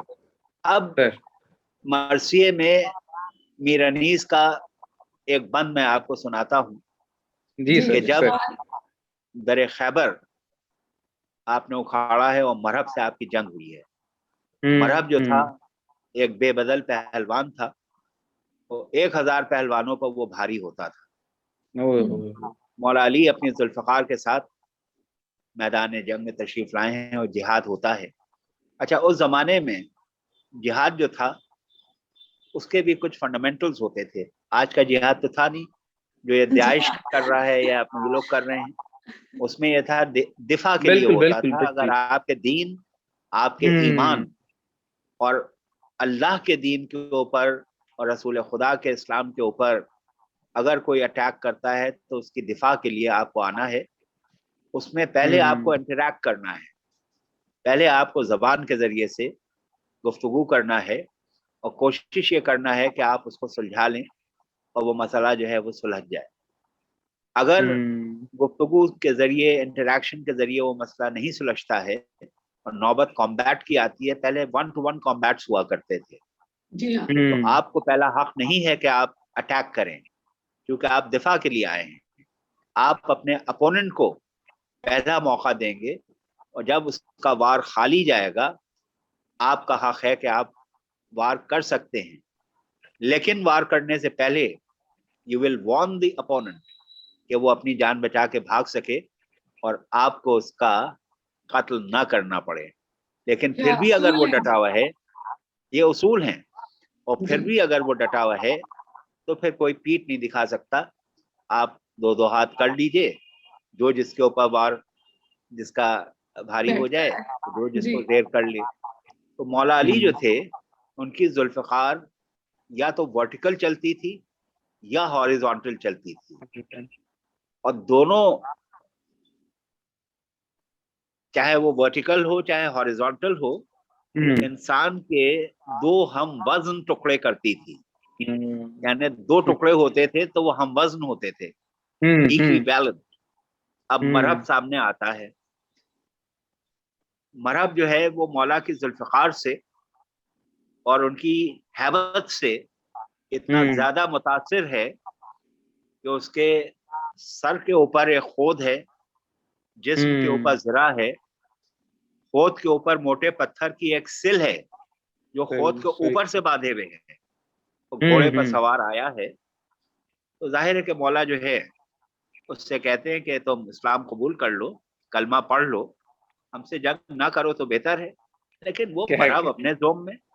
तो इसमें फिगर ऑफ टू जो है, यानी दो का हिंसा, मीर अनीस ने उसको क्या इस्तेमाल किया है, और वो मंजर निगारी उन्होंने पेश की है कि मरहब की हजरत अली अलैहिस्सलाम से जंग हो रही है, और इस ज़रा के साथ और इस खोद के साथ और इस सिल के साथ वो आया है। और जब इसका वार खाली जाता है तो अब मौला का वक्त आता है। अब ये एक उसको वार्न करते हैं कि संभल। उसके बाद में जो जुल्फ़िकार चली है, तो मीर अनीस फरमाते हैं, निकला मरहब दरे खैबर से तो पटके के बदल, था कमर से वो लपेटे हुए जंजीरें दो। कपड़ा तो चमड़े का होता था या कपड़े का होता था, लेकिन वो इतना मोहतात था, वो इनकी जुल्फ़िकार से, इनकी हैबत से इतना मरूब था कि फौलाद की जंजीरें दो दो बांधे हुए कमर में वो आया था। निकला मरहब दरे खैबर से तो पटके के बदल, था कमर से वो लपेटे हुए जंजीरें दो। दो कमाने, दो सिनाने, दो तबर, दो तरकश, हाथ में गुर्ज़ गरां, डाब में शमशीरें दो। पर मुकाबिल जो यदुल्लाह के पहुंचा खुद सर, जंग की याद रही एक न तदबीरें दो। सनते दस्त खुदा देखिए, एक जरबत में हो गई चेहरे नापाक की तस्वीरें दो। तो ये तो मरहब का मंजर निगारी मीर अनीस सल्लल्लाहु अलैहि ने की है। अब छोटे हजरत जनाब अब्बास अलैहिस्सलाम मिर्जा सलामत अली दबीर, उनकी मैदान जंग में आमद का जिक्र कर रहे हैं। यानी उनका एक बंद इसी, अच्छा ये हुआ था कि जब मौला अली ने अपनी जुल्फ़िकार चलाई है तो वो वर्टिकल चली है, सिल को तराशती हुई, उसके खोद को तराशती हुई, ज़रा को तराशती हुई, उसकी स्पाइन को काटती हुई, घोड़े की रीढ़ की हड्डी को काटती हुई जब वो जमीन की तरफ आ रही थी, जनाब जिब्राइल अमीन ने अपने पर फैला दिए थे कि अगर ये वार जमीन पर हो गया तो क़यामत बर्पा हो जाएगी, जलजले आ जाएंगे। तो इमाम हुसैन, तो हजरत अली अलैहिस्सलाम ने अपनी जुल्फ़िकार रोक ली थी। अब मिर्जा दबीर जनाब अब्बास अलैहिस्सलाम की आमद मैदान जंग में बयान कर रहे हैं कि किस शेर की आमद है। यानी छोटे हजरत अली अलैहिस्सलाम के साहबजादे जनाब फातिमा की तमन्ना कि मेरे बाद अरब की एक ऐसी शुजा खातून से और इस खानदान की खातून से शादी करना कि उससे जो औलाद पैदा हो तो वो करबला में मेरे हुसैन के काम आए और उनकी नुसरत करे। 32 बरस का इनका सिन है। जनाब अब्बास की जो पर्सनालिटी है बहुत ही कद्दावर, बहुत जबरदस्त शमशीर जन भी थे, यानी हर फनून लतीफ़ा से माहिर। और जाहिर है कि वफादारी जो है वो तो सिनोनिम थी जनाब अब्बास अलैहिस्सलाम से। जनाब अब्बास अलैहिस्सलाम की वफा और उनकी शुजाअत, एक बार मौलाना नक़न साहब क़िबला की मैं मजलिस सुन रहा था, उन्होंने कहा कि शुजाअत तो थे ही वहाँ सब, लेकिन जनाब अब्बास अलैहिस्सलाम की, हमारे शहजादे की शुजाअत ये थी कि इजाज़त नहीं मिल रही है अंगड़ाइयां ले रहे हैं तो जिरा की कड़ियां टूट रही हैं, लेकिन चूंकि जंग में जाने की इजाजत नहीं है तो तलवार के कब्जे पर उनका हाथ नहीं आ रहा है। ये उनकी शुजाअत थी। तो अब खुद पे कंट्रोल कि शेर की आमद है कि रन कांप रहा है। रन एक तरफ, चरख कोहन कांप रहा है, हर कसर सलातीन ज़मन कांप रहा है, और रुस्तम का बदन जेर कफन कांप रहा है। शीर बकफ देख के हैदर के पिसर को जिब्रील लरसते हैं समेटे हुए पर को। क्या तो मौलाना ने तो अपनी जुल्फ़िकार रोक ली थी, छोटे हजरत ने अगर वार कर दिया तो इनके पर भी खता हो जाएंगे। तो ये मिर्जा दबीर ने इनकी आमद। यहाँ के ऊपर जाहिर है कि हर मौजू के ऊपर मरसिया कहा गया है। इमाम हुसैन अलैहिस्सलाम की शहादत पे तो कहा ही गया है, तारीख और मरसिए कहे गए हैं, और मोहम्मद की जंग के ऊपर किया गया, जनाब कासिम के सिलसिले से, जनाब अली अकबर के सिलसिले से, जनाब अब्बास अलैहिस्सलाम, जनाब हुर, जनाब अली असगर का मैदान में तशरीफ लाना और उनका तीर खा के मुस्कुराना, और किस तरह बातिल को शिकस्त देना। 6 महीने के बच्चा, सबसे कमसिन मुजाहिद लेकिन सबसे बड़ा कारनामा। और जनाब फिजा पर, जनाब जैनब सलामुल्लाह अलैहा पर, गुलामों पर, यानी हर शय पर, हर शख्स पर, हर रिश्ते पर, हर मौके पर कोई आपको इस तरह का मिसाल नहीं मिल सकती जो कि करबला ना दे। करबला में आपको हर मिसाल मिलेगी, हर रिश्ते के नज़ाकतें मिलेंगी। ये पूरी एक तहजीब है जो कि करबला में मरसिए के जरिए से आपको मिलती है। और इंसान में, मजलिस में, चाहे वो मरसिए की हो, चाहे वो जाकिरी हो, चाहे वो तैतुल लफ्ज़ ख़्वानी हो, चाहे किताब ख़्वानी हो, चाहे रोज़ा ख़्वानी हो, चाहे नोहा ख़्वानी हो, चाहे पेश ख़्वानी हो, आपको वो तहजीब मिलती है।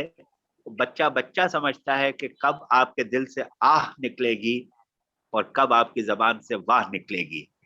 यानी ये तहजीब मजालिस है कि जो आपको इमाम हुसैन अलैहिस्सलाम के तुफ़ैल में ये तहजीब मिलती है।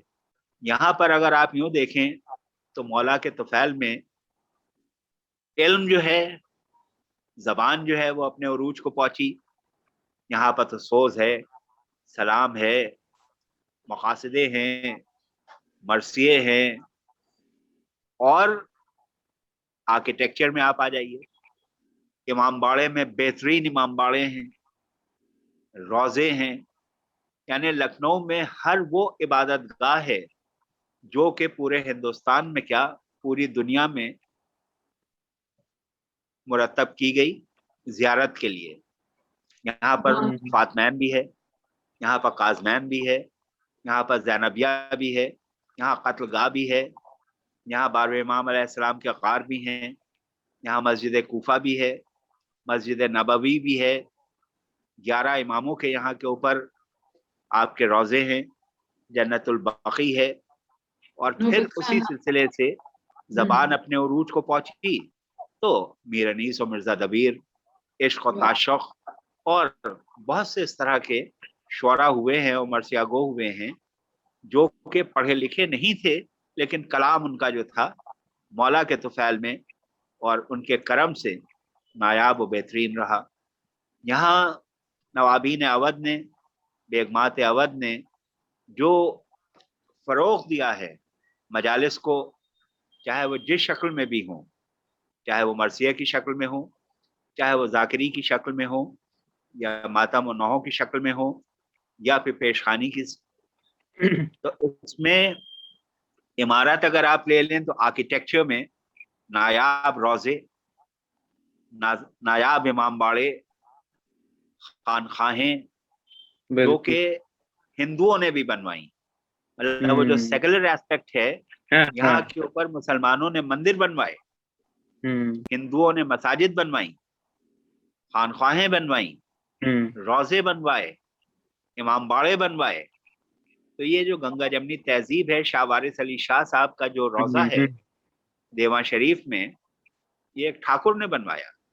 तो सर बाबरी ये मस्जिद से सवाल पहला है अलम। नवाब साहब कि जी अभी भी यहाँ पे जो आप बात कर रहे हैं लखनऊ में अभी भी उसी तरह से सेकुलर सिस्टम चल रहा है या नहीं? अब उस तरह से नहीं देखिए, है? आपस में अवाम में तो वैसा ही है।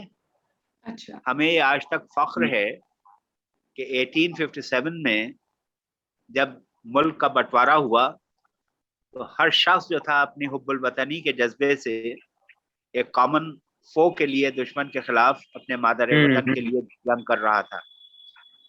लखनऊ में अमन व अमान रहा। 1947 when the partition took place, पूरा हिंदुस्तान और पाकिस्तान जो था जल रहा था, कत्ल गारत हो रहा था, खुरेजी हो रही थी। लखनऊ में किसी की नक्सीर भी नहीं फूटी। अच्छा 1992 में जब बाबरी ये मस्जिद का बड़ी वाकया बात हुआ, है। लखनऊ जी। पुरअमन रहा। यहाँ कोशिशें की गई, मंदिर में गाय का सर काट के डाल दिया गया और मस्जिद में सुअर का सर काट के डाल दिया गया। तो दोनों ने कहा कि ये किसी की साजिश है। मंदिर को भी पवित्र कर दिया गया धो के, मस्जिद को भी गोता करके साफ कर दिया गया और पाक कर लिया गया। तो ये कहा गया कि ये भाई किसी की साजिश है, हम लोगों में से तो कोई ऐसी हरकत कर नहीं सकता। तो लखनऊ में अभी भी यकजहती है, गंगा जमनी तहजीब है। यहाँ पर बहुत से हिंदू आपको मर्सिया खान मिलेंगे, आपको नौहा खान मिलेंगे, जाकिर मिलेंगे, अजादार मिलेंगे, जो कि ताजिया रखते हैं, ताजिया उठाते हैं, छुरियों का मातम करते हैं, कमा का मातम करते हैं, आग पर मातम करते हैं। 10 मुहर्रम को वो करबला में अपने ताजिए ले जाके दफन करते हैं, मजलिस करते हैं। हम लोग खुद यहाँ के कृष्णु महाराज धानुक का एक इमामबाड़ा था, 1880 से वो चला आ रहा था। वो अज़ादार थे, ताजिएदार थे। हम लोग खुद वहां जाके मजलिस भी पढ़ते थे, नौखानी भी करते थे, और वो तबर्रुक भी बांटते थे, गिरिया भी करते थे, और वो अपना ताजिया भी दफन करते थे वहां के ऊपर। जी एक सवाल आपसे, अभी मिस तौकीर ने जैसे जो है लखनऊ के हवाले से बात की, सवाल किया आपसे, कुछ मरसिये के हवाले से एक दो सवालात थे जो कि हमारे जहन में चल रहे थे। सर, हम जब उर्दू अदब का मुतालिया करते हैं, क्लासिकी उर्दू अदब का, तो उसमें जब हम वो दौर देखें जिसमें मीर तकी मीर और गालिब के जो अदवार थे, उसमें हमें इनके अलावा भी कुछ ऐसे शोरा मिलते हैं जो कि इन इन इन इन जैसी शायरी तो नहीं कर पाए थे, लेकिन उनका बहुत नाम था। ख्वाजा मीर दर्द जिनमें शामिल हैं मोमिन खान मोमिन, अगर हम बात करें गालिब साहब की, इब्राहिम ज़ौक हैं। तो जब हम मरसिये की बात करें तो उसमें दो नाम तो हैं जो कि एक ही दौर में मौजूद थे, मीर अनीस और मिर्जा दबीर।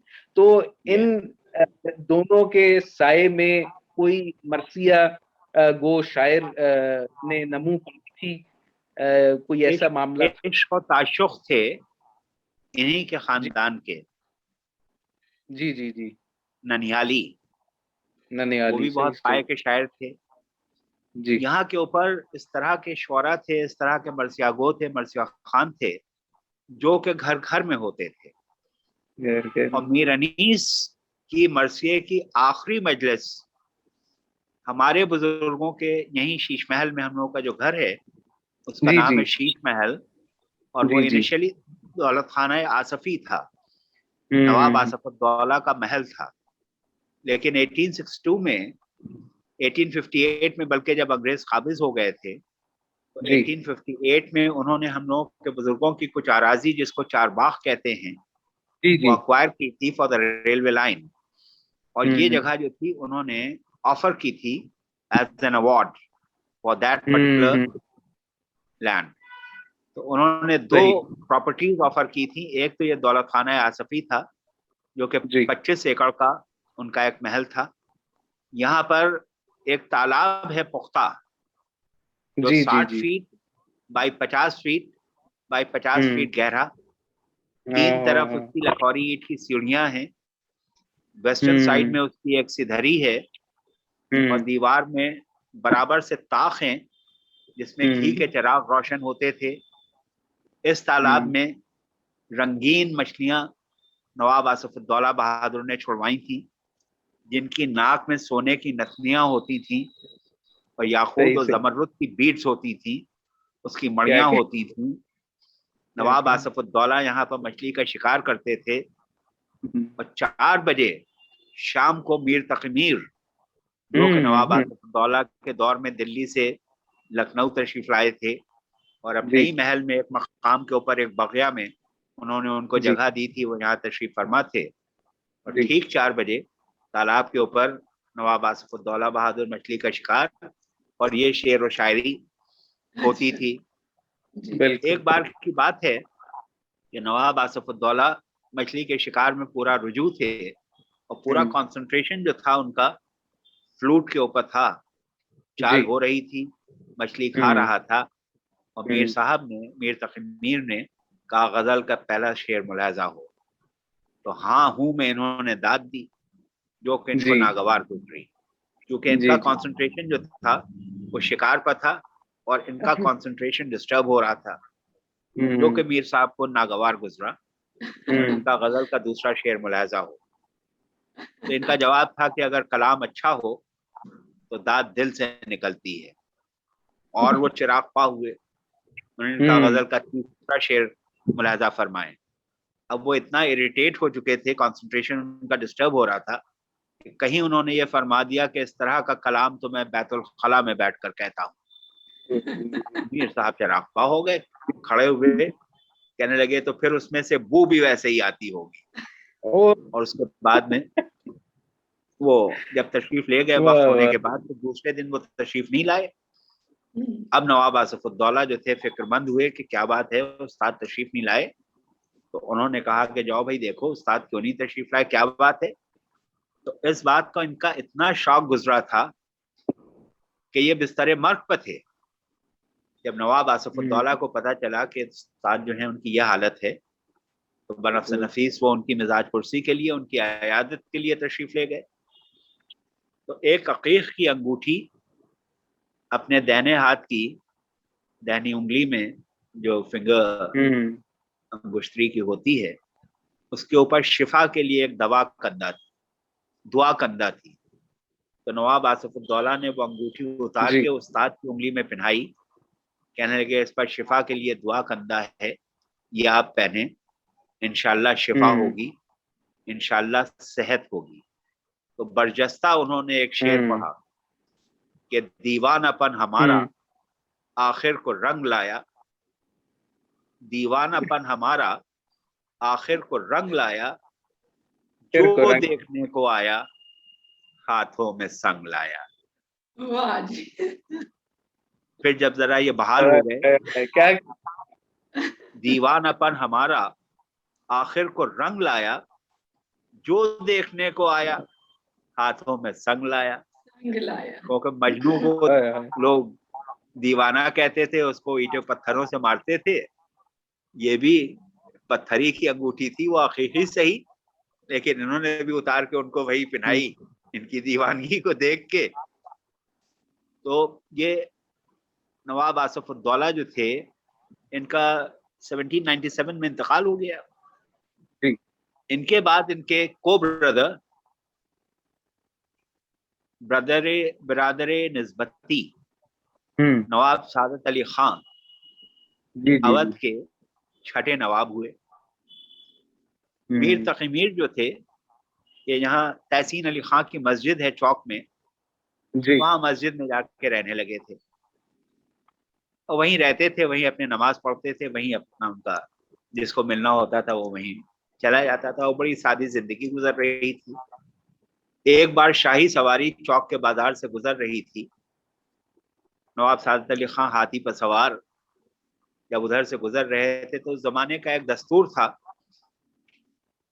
कि जब भी शाही सवारी गुजरती थी तो जो जहां होता था वो ताजीम के लिए दसबस्ता सर झुका के खड़ा हो जाता था। नवाब सादत अली खां की नजर पड़ी कि मस्जिद की सीढ़ियों पर एक बुजुर्ग एक किताब का मुताला फरमा रहे हैं। जी। उनमें कोई जुम्बिशी नहीं हुई। उन्होंने अपने वजीर से पूछा कि कौन साहब हैं? इनका मीर साहब। सवारी रुकी, नवाब उतरे, उनके पास तशरीफ ले गए। कहने लगे कि भाई साहब के जमाने में जो कुछ हुआ उसको दरगुजर फरमाएं, महल में तशरीफ ले आए। तो उनका जवाब था, सड़क पर खड़े होकर गुफ्तगू करना शुरफा का शेवा नहीं है। अब इन्होंने एक दावतनामा 13 पार्चे का खिलत एक अहलकार के जरिए से भेजा जी। और फिर मदऊ किया। उसी अहलकार के कलम से उसी दावतनामे पर उन्होंने एक तहरीर फरमाई कि मैं फकीर जरूर हूं लेकिन इतना रजील नहीं कि एक अहलकार के हाथों दावतनामा कबूल फरमाऊं। ना वो आना थे ना आए, मतलब ये उस जमाने की खुददारी थी। ये उनको अपने ऊपर नाज था और जोम था कि लाख नवाब हुआ करे, लेकिन उनका जो था वो अपना मेयार था। तो यहाँ पर मरसिया ख्वानी, मरसिया गोई, पेशखानी, रुबाई, फिर कसीदे खानी, मुसालमे यहाँ के ऊपर हर दौर में होते रहे और अब भी होते हैं। अब जैसे हमारे कज़न सरवर नवाब साहब, उनके वालिद जी शायर अहले बैत अनवर नवाब साहब अनवर, एक दो रुबाइयाँ हम उनकी मौला अली की शान में आपको सुनाते हैं। जी जरूर सर। सरवर नवाब हमसे साल भर बड़े हैं और हम लोग बचपने में क्रिकेट वगैरह ये सब साथी में पढ़े लिखे, लेकिन हम लोगों के खानदान में शायरी जो थी तकरीबन सभी करते थे। बस एक मैं ऐसा निकला कि आज तक एक शेर नहीं कह पाया। बहरहाल मौला के इल्म, मौला ने फरमाया था कि जो कुछ पूछना हो पूछ लूं, इससे पहले मैं तुम्हारे दरमियान से उठ जाऊं। तो वो फरमाते हैं कि तहरीर सलूनी में जली लिखा है, तहरीर सलूनी में जली लिखा है, जागीर इमाम अजली लिखा है, कुदरत ने लदुन्नी के कलम से सरवर, हर इल्म के माथे पे अली लिखा है। एक और उनकी रुबाई है, जी हाँ, लिखा है, शायर थे, मुकर्रिर थे नबी से पहले, शायर थे, मुकर्रिर थे नबी से पहले, थी और ज़बानें अरबी से पहले, लगता है मगर नहज बलागा पढ़कर बोला ही नहीं कोई अली से पहले। अली का मर्तबा अल्लाह अकबर, अली का मर्तबा अल्लाह अकबर, खुदा ने तेग दी अहमद ने दुख्तर, जब नाम अली मुंह से निकल जाता है गिरता हुआ इंसान संभल जाता है। तो यहाँ जो है मीर अनीस, मिर्जा दबीर के अलावा इश्क हैं, ताशुक हैं। यहाँ पर महाराजा महमूदाबाद बहुत अच्छे मरासी उनके एक से एक। अभी भी जो सुलेमान मियाँ हैं वो मरसिया पढ़ते हैं, उनके बेटे अली मियाँ हैं वो भी मरसिया पढ़ते हैं और अपने बुजुर्गों ही के पढ़ते हैं। क्या खूब कलाम है। यहाँ पर अभी भी मरसिया गोई और मरसिया खानी, अदब मरसिया गोई और मरसिया खानी यहाँ के ऊपर हैदर नवाब जाफरी साहब ने कायम किया है और वो आपके पाकिस्तान में भी तशरीफ ला चुके हैं और वहाँ भी उन्होंने पढ़ा है। तो यहाँ पर अभी भी इस तरह के इदारे हैं और मुहर्रम में पहली मुहर्रम से 9 मुहर्रम तक मरसिया ख्वानी बाकायदा मजालिस होती हैं नाजिम साहब के इमाम बाड़े में, और ताज़ा मरसिया हर साल लोग कहते हैं और वहाँ पढ़ा जाता है। उसका एक ख़ास मखसूस सामे होता है, ज़बान का बड़ा अच्छा इस्तेमाल होता है तो बहरहाल मर्सिया ख्वानी बीच में ऐसा हुआ था कि जरा सा कम हो गई थी, लेकिन अब फिर से जी उसका रिवाइवल हो रहा है। और मर्सिया ही एक ऐसी शय है जहां पर आप अपनी तरफ से कोई चीज न जोड़ सकते हैं न घटा सकते हैं। जो कह दिया अच्छा। गया जी है जी वही आप पढ़ेंगे। लेकिन जी जाकिरी में अक्सर ऐसा है कि कुछ मौलाना जो कि कम इल्म होते हैं या खुराफाती होते हैं, कुछ ऐसी बातें भी कर देते हैं जो कि गैर मेयारी होती हैं, या बिल्कुल। उनका ताल्लुक जो है वैसा नहीं होता है कि जो कि उस जिक्र में लाया जाए।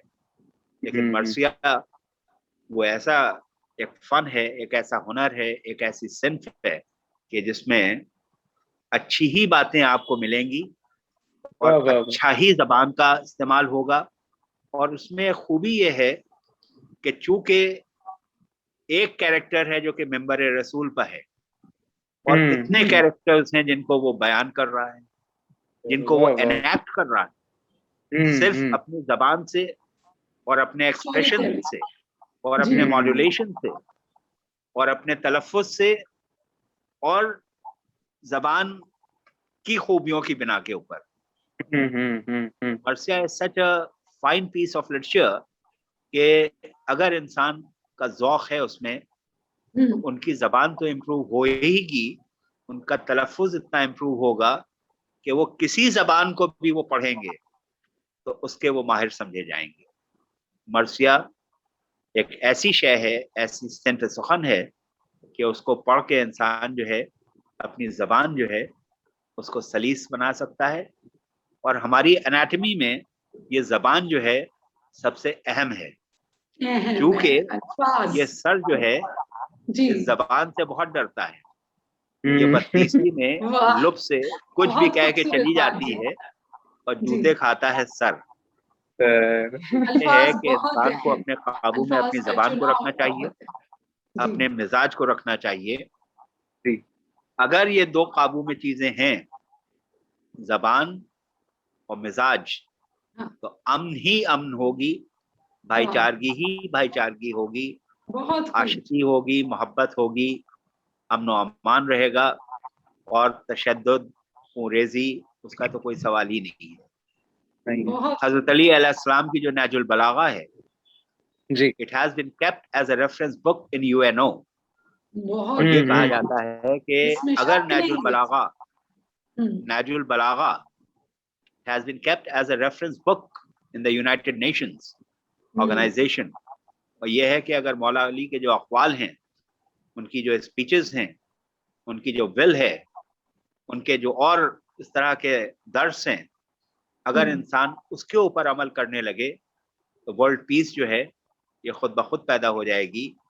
तशद्दुद, जुल्म सितम, ये सब दूर हो बेशक, जाएगा। बेशक।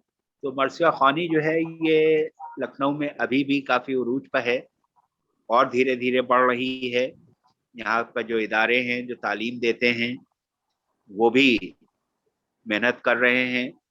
और मेरा तो यही है कि कम अज़ कम अगर ना कह सकें मर्सिया, तो समझ तो सकें, सुन तो समझ सकें सकें। और उसको अप्रिशिएट तो कर सकें। और उसमें जो एक फ़िलॉसफ़ी है, बिल्कुल बिल्कुल। उसमें जो एक मफ़हूम है हम्म। और उसमें जो एक तहज़ीब है, जी उसमें जो रिश्ते हैं, जी उसमें जो वफ़ा है, उसमें जो शुजाअत है, उसमें जो सब्र है, उसमें जो जी। शहादत है, उसमें जो कमाल है, फंडामेंटल्स हैं कमाल है। जिंदगी के और इस्लाम के, हम्म। उसमें जो उसूल दीन है, फुरूए दीन है, और एक रिश्ता है अल्लाह से, पैगंबरों का, पैगंबरों का, इमामों का, इमाम से इंसान का। और जिस तरह से वो स्टेप बाय स्टेप इंसान जो है वो अपने एक उरूज पर पहुंच सकता है। वो जो मेडिटेशन है, वो जो जी। जाहिर है कि जी समझ हाँ, का एक खेल है रूहानी इसके अंदर, रिश्ता, बिल्कुल रूहानी, वो तो है। रूहानी हम्म। चीजें हैं। बहुत से सही। लोग आजकल जैसे सूफीज्म की तरफ काफी मुतासिर हैं, जी वो हाँ। भी बिल्कुल। हजरत अली अलैहिस्सलाम और अहले बैत की तर्ज जिंदगी का एक पहलू है वाह कि एग्जैक्टली। वाह। किस तरह से भाईचारगी के, रहम, स्लोह, सब्र, ह्यूमैनिटी जिसकी सुकून। आप अभी बात कर रहे थे कि जी हाँ, लखनऊ की तहजीब के 3 बुनियादी सतून जो है उसमें पहला तो ह्यूमैनिटी है ना, आप वही तो कह रहे थे। इंसानियत, जी, ह्यूमैनिटी। दूसरा अदल व इंसाफ, वो इंसान। जस्टिस। और तीसरा सेकुलरिज्म, यकजहती। एक दूसरे के मजहब की इज्जत, एक दूसरे के मजहब के मानने वालों के सेंटिमेंट्स की इज्जत, उनको समझना, उनको अपनाना, अपनी अच्छी बातें उनमें शरीक करना।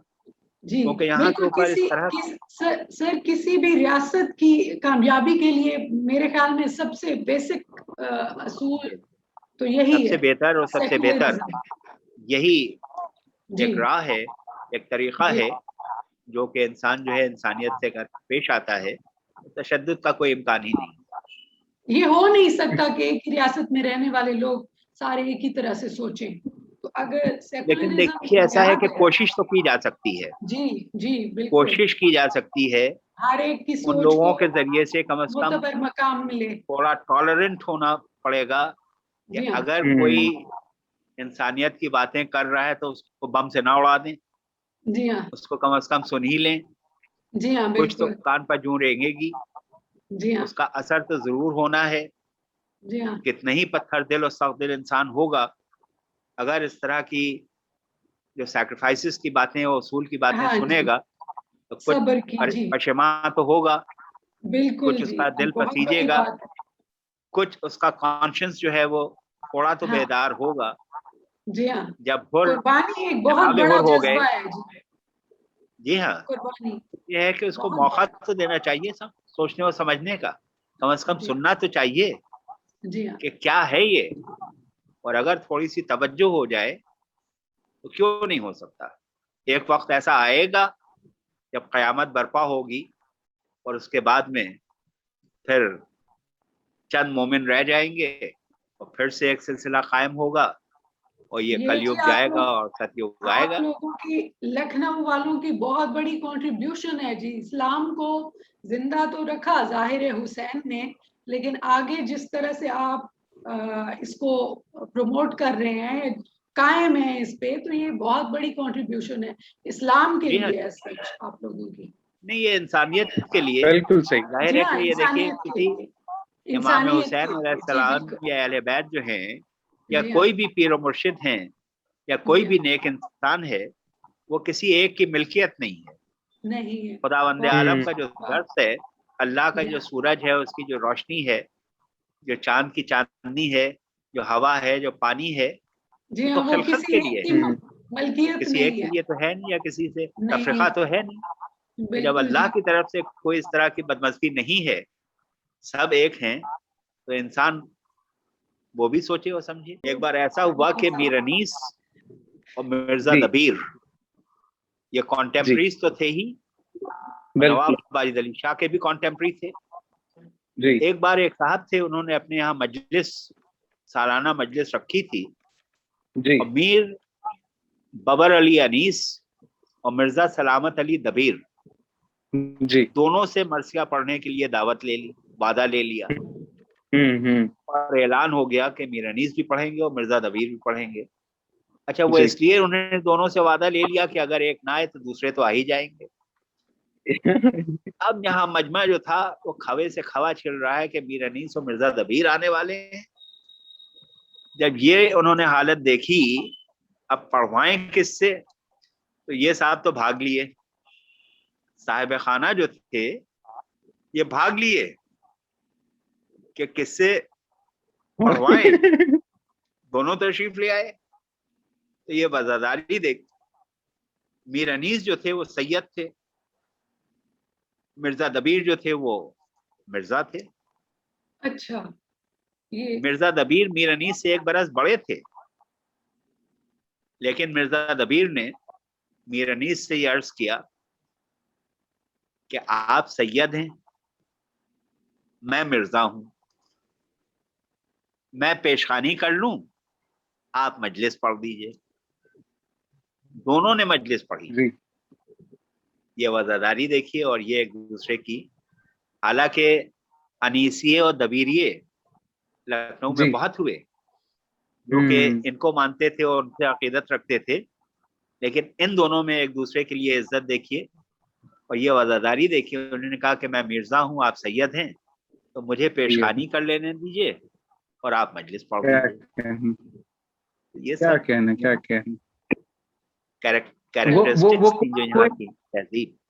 वो एक डिस्टेंस वाली जो सर आपने बिल्कुल एक तो खास तौर पे लखनऊ की रवायत में जो के हवाले से बात की थी, वो तो फिर एक एक फर्द में हमें नजर आती है लखनऊ में। और जैसे भी आपने अनीस और दबीर दोनों के वाकयात जो ये वाकया ये सुनाया, उसमें भी वही जी यूनिटी और कोएक्सिस्टेंस वाली बात जो है वो बिल्कुल नजर आई। बेशक बेशक।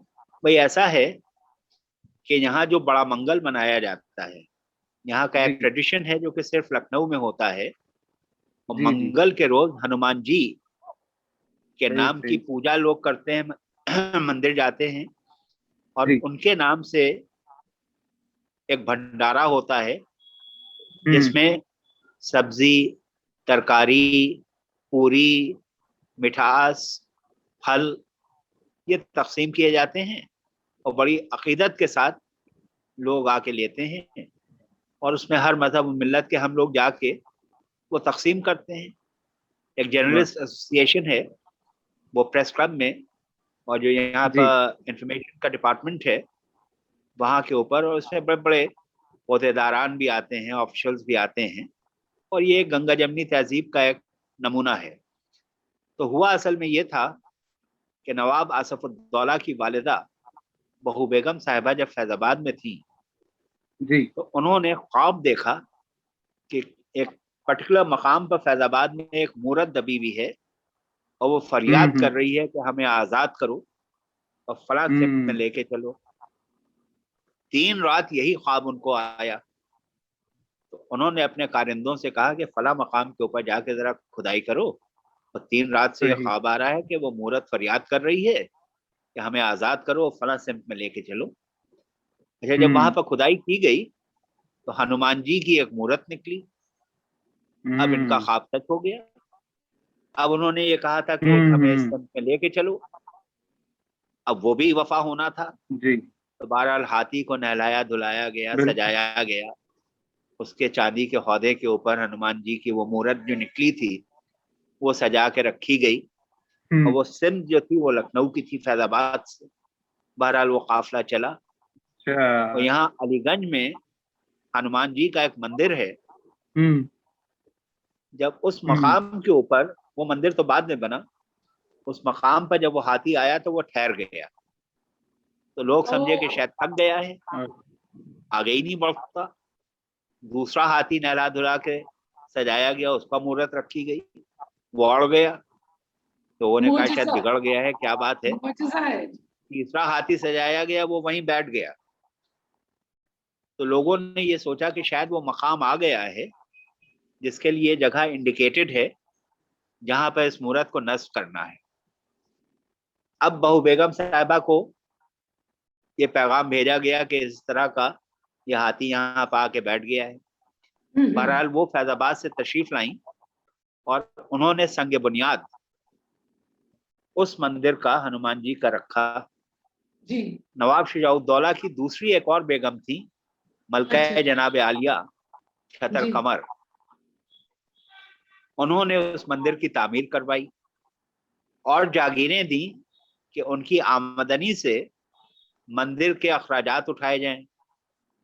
और वो जो श्रद्धालु लाल लंगोटी वाले यहाँ मंदिर पर आ रहे थे उनके लिए एक सबील का एहतमाम किया जिसमें दूध का शरबत मेवों के साथ, हम्म। सब्जी, तरकारी, पूरी, मिठास, ये उनके रिफ्रेशमेंट के लिए इंतजाम किया गया। तो ये ट्रेडिशन जो है, जो कि जनाब आलिया ने शुरू किया था हनुमान जी के इस मंदिर पर, जो इन्होंने पैसा भी दिया, जागीर भी दी।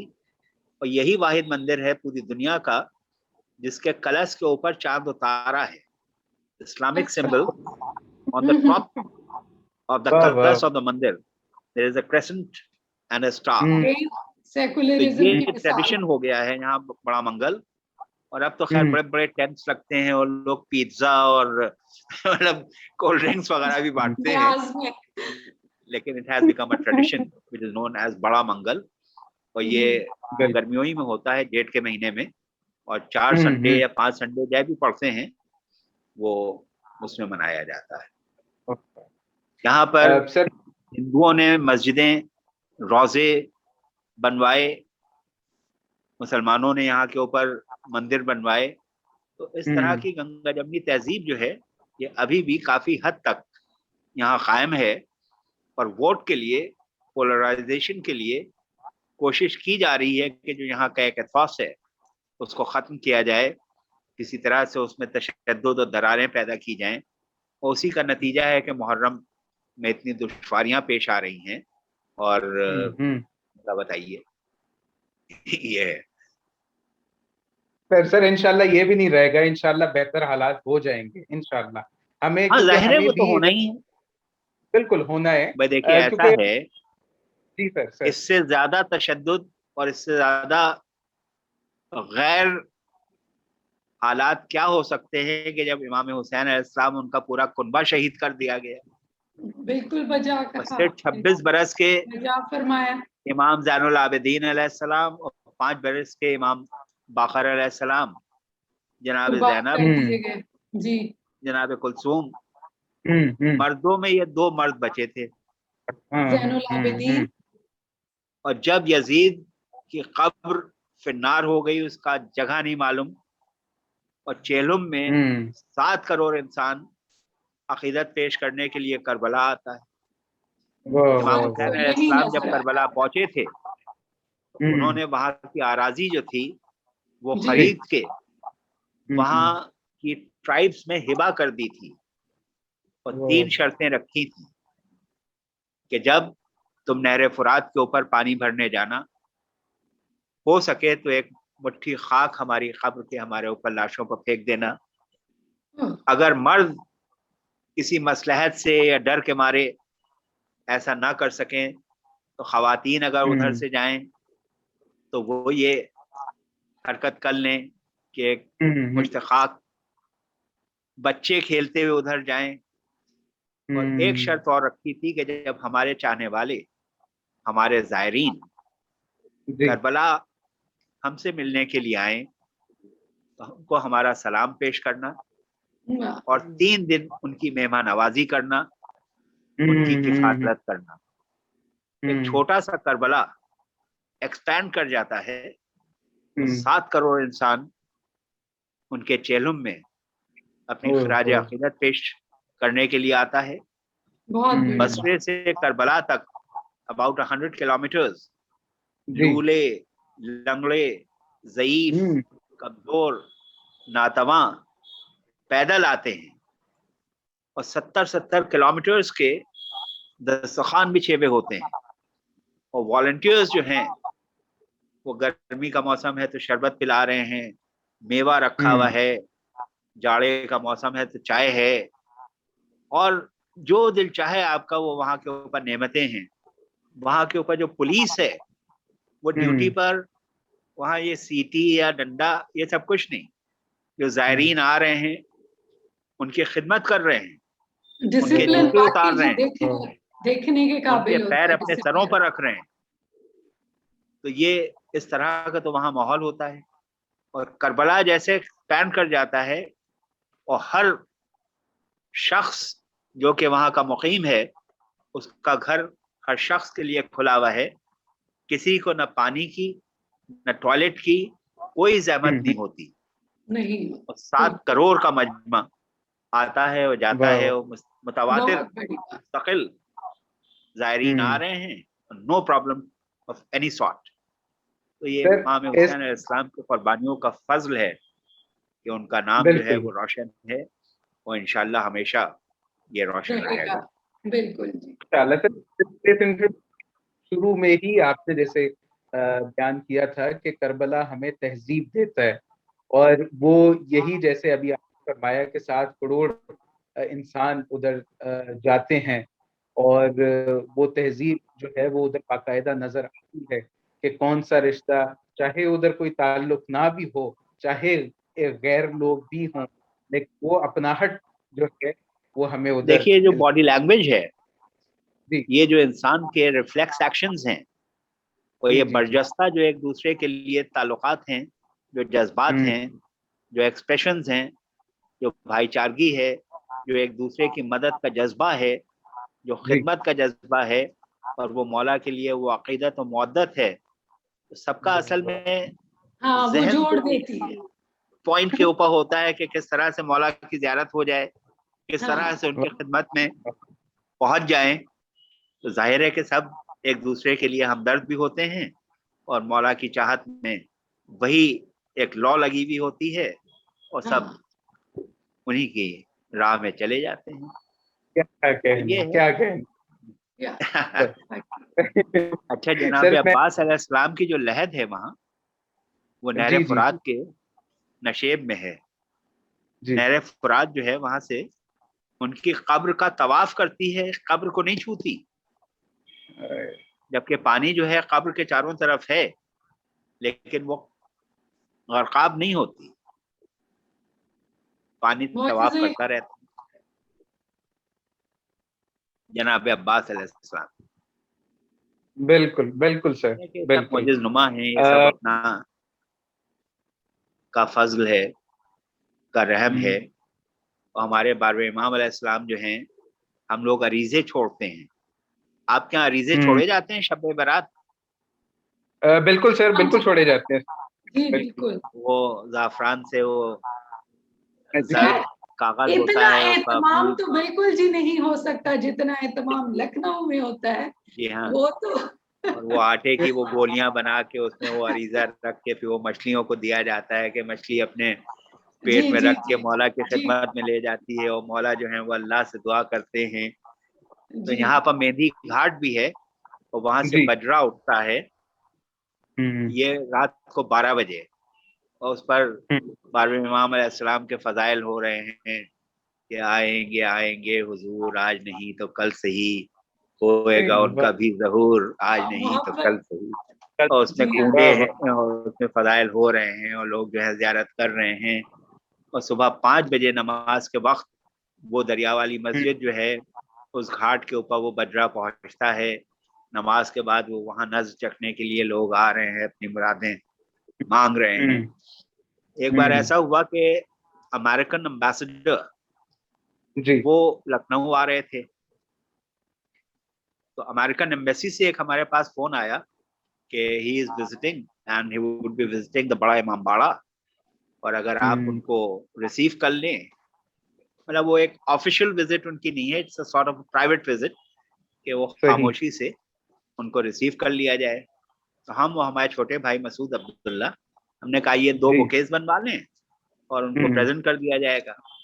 तो खैर, बड़े इमामबाड़े की पहली सीढ़ी के ऊपर हम रुके रहे, उनकी गाड़ी जब आई, जब उतरे तो मैंने उनको पहले लखनवी आदाब किया, उन्होंने भी आदाब किया।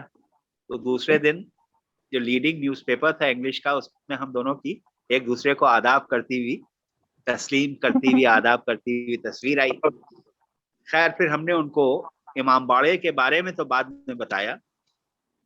पहले 1,24,000 पैगंबर, हम्म, जनाब आदम से लेके हजरत मोहम्मद सल्लल्लाहु अलैहि वसल्लम तक, जी। फिर इमामत, फिर हम्म, हमारे तीसरे इमाम जी। यजीद, फिर हम्म वाक़यात करबला, फिर वो हम्म शहादत, हम्म और उस शहादत के झैल में ये इमाम बाड़ा, इमाम हम्म बाड़े में वो शानशीन, उसमें वो हम्म, जरी व ताजिया, वो अलम, वो बिल्कुल। जुलजन्ना, वो वाह क्रैडल, वाह। जनाब अली असगर हम्म का झूला, वो मियाँ हम्म, कम्बर।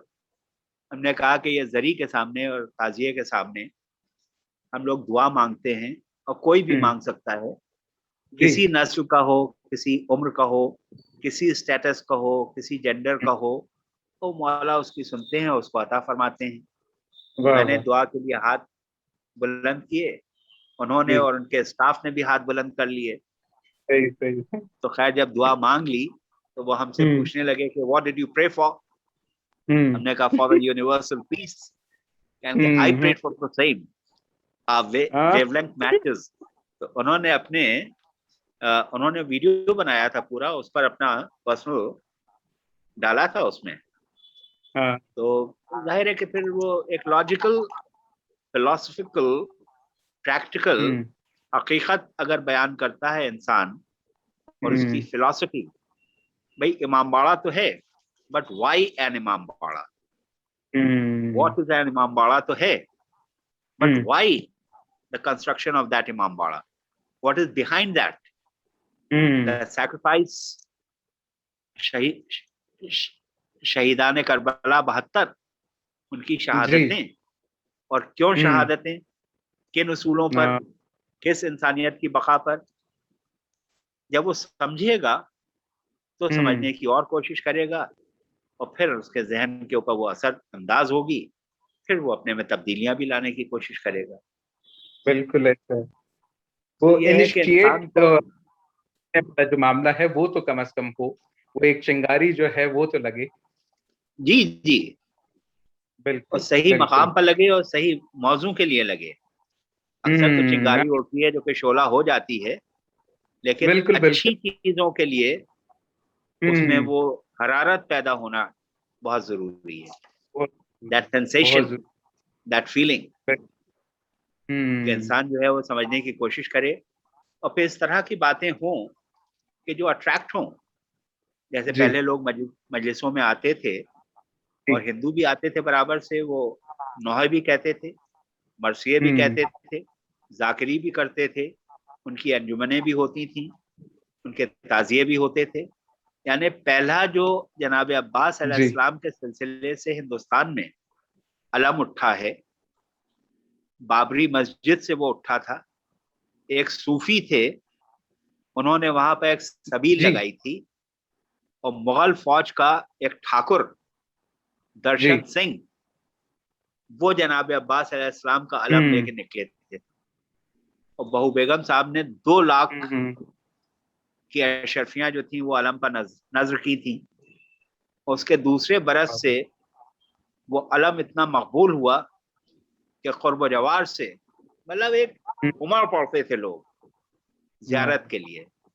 तो बहरहाल जब तक वो सूफी हयात रहे, वो अलम उठता रहा, और वहां पहला इमाम बाड़ा जवाहर अली खान साहब का, और जो मीर अनीस के 5 पुश्तें दिल्ली से फैजाबाद, नवाब शुजाउद्दौला के जमाने से और बुरहानुल मुल्क के जमाने से, मतलब ये इनकी 5वीं पुश्त थी, जो कि ये 7 साल की उम्र में लखनऊ तशरीफ लाए हैं मीर अनीस। वरना सब फैजाबाद में जवाहर अली खां के इमाम बाड़े में, नवाब शुजाउद्दौला के जमाने में बना था। सौदा की कब्र यहाँ के ऊपर, आगा बाखर के इमाम बाड़े में सौदा की कब्र यही है लखनऊ में। नासिर की कब्र यही है, मीर अनीस का, मिर्जा दबीर का मजार रोजा यही है, कब्र यही है। और एक से एक यहाँ पर, यानी यहाँ पर गुरुद्वारा 10वें गुरु का भी है, यहाँ पर खानखाएं अकबर के जमाने की और उससे पहले की, मखदूम शाह साहब वगैरह की। यहाँ पर जैनियों का भी मंदिर है। यानी हर वो इबादत गाह है जो कि दुनिया में वहां के ऊपर मुस्लिम्स की, पूरी दुनिया में जो इबादत गाहें हैं वो लखनऊ में उनके ओरिजिनल नक्शों के साथ मौजूद हैं। जो ओरिजिनल थे उनके तो नक्शे बदल गए हैं, लेकिन जो लखनऊ में इबादत गाहें हैं वो अपने ओरिजिनल नक्शों के साथ मौजूद हैं। यहाँ 12वें इमाम अलैहिस्सलाम का गार भी है, 11 इमामों के रोजे भी हैं, जन्नतुल बकी भी है, फातमैन भी है, ज़ैनबिया भी है, क़तदा भी है, जनाब अब्बास अलैहिस्सलाम का भी रोजा है, जनाब अली असगर अलैहिस्सलाम का झूला भी है, जुलजना भी है, सब कुछ है। और Lucknow is the city where the maximum variety of domes and minarets in a single city are available in the world. इतनी वैरायटी ऑफ डोम्स और मीनारें और गुंबद आपको कहीं नहीं मिलेंगे जो कि आपको लखनऊ में मिलेंगे। Such a variety of different periods of architecture. बिल्कुल।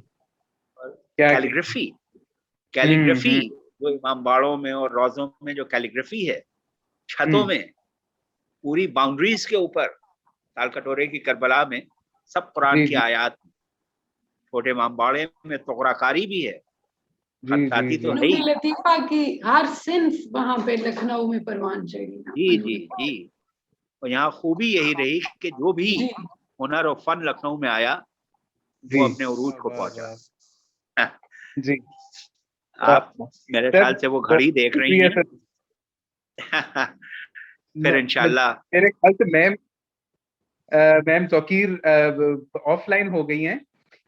सर मैं बस बहुत शुक्रिया आपका अदा करना चाहता हूँ कि अरे नहीं आपने साहब, हम स्टूडेंट्स को किया सर। आपने आपको बस नहीं हम नहीं, एक बहुत आप अच्छा है।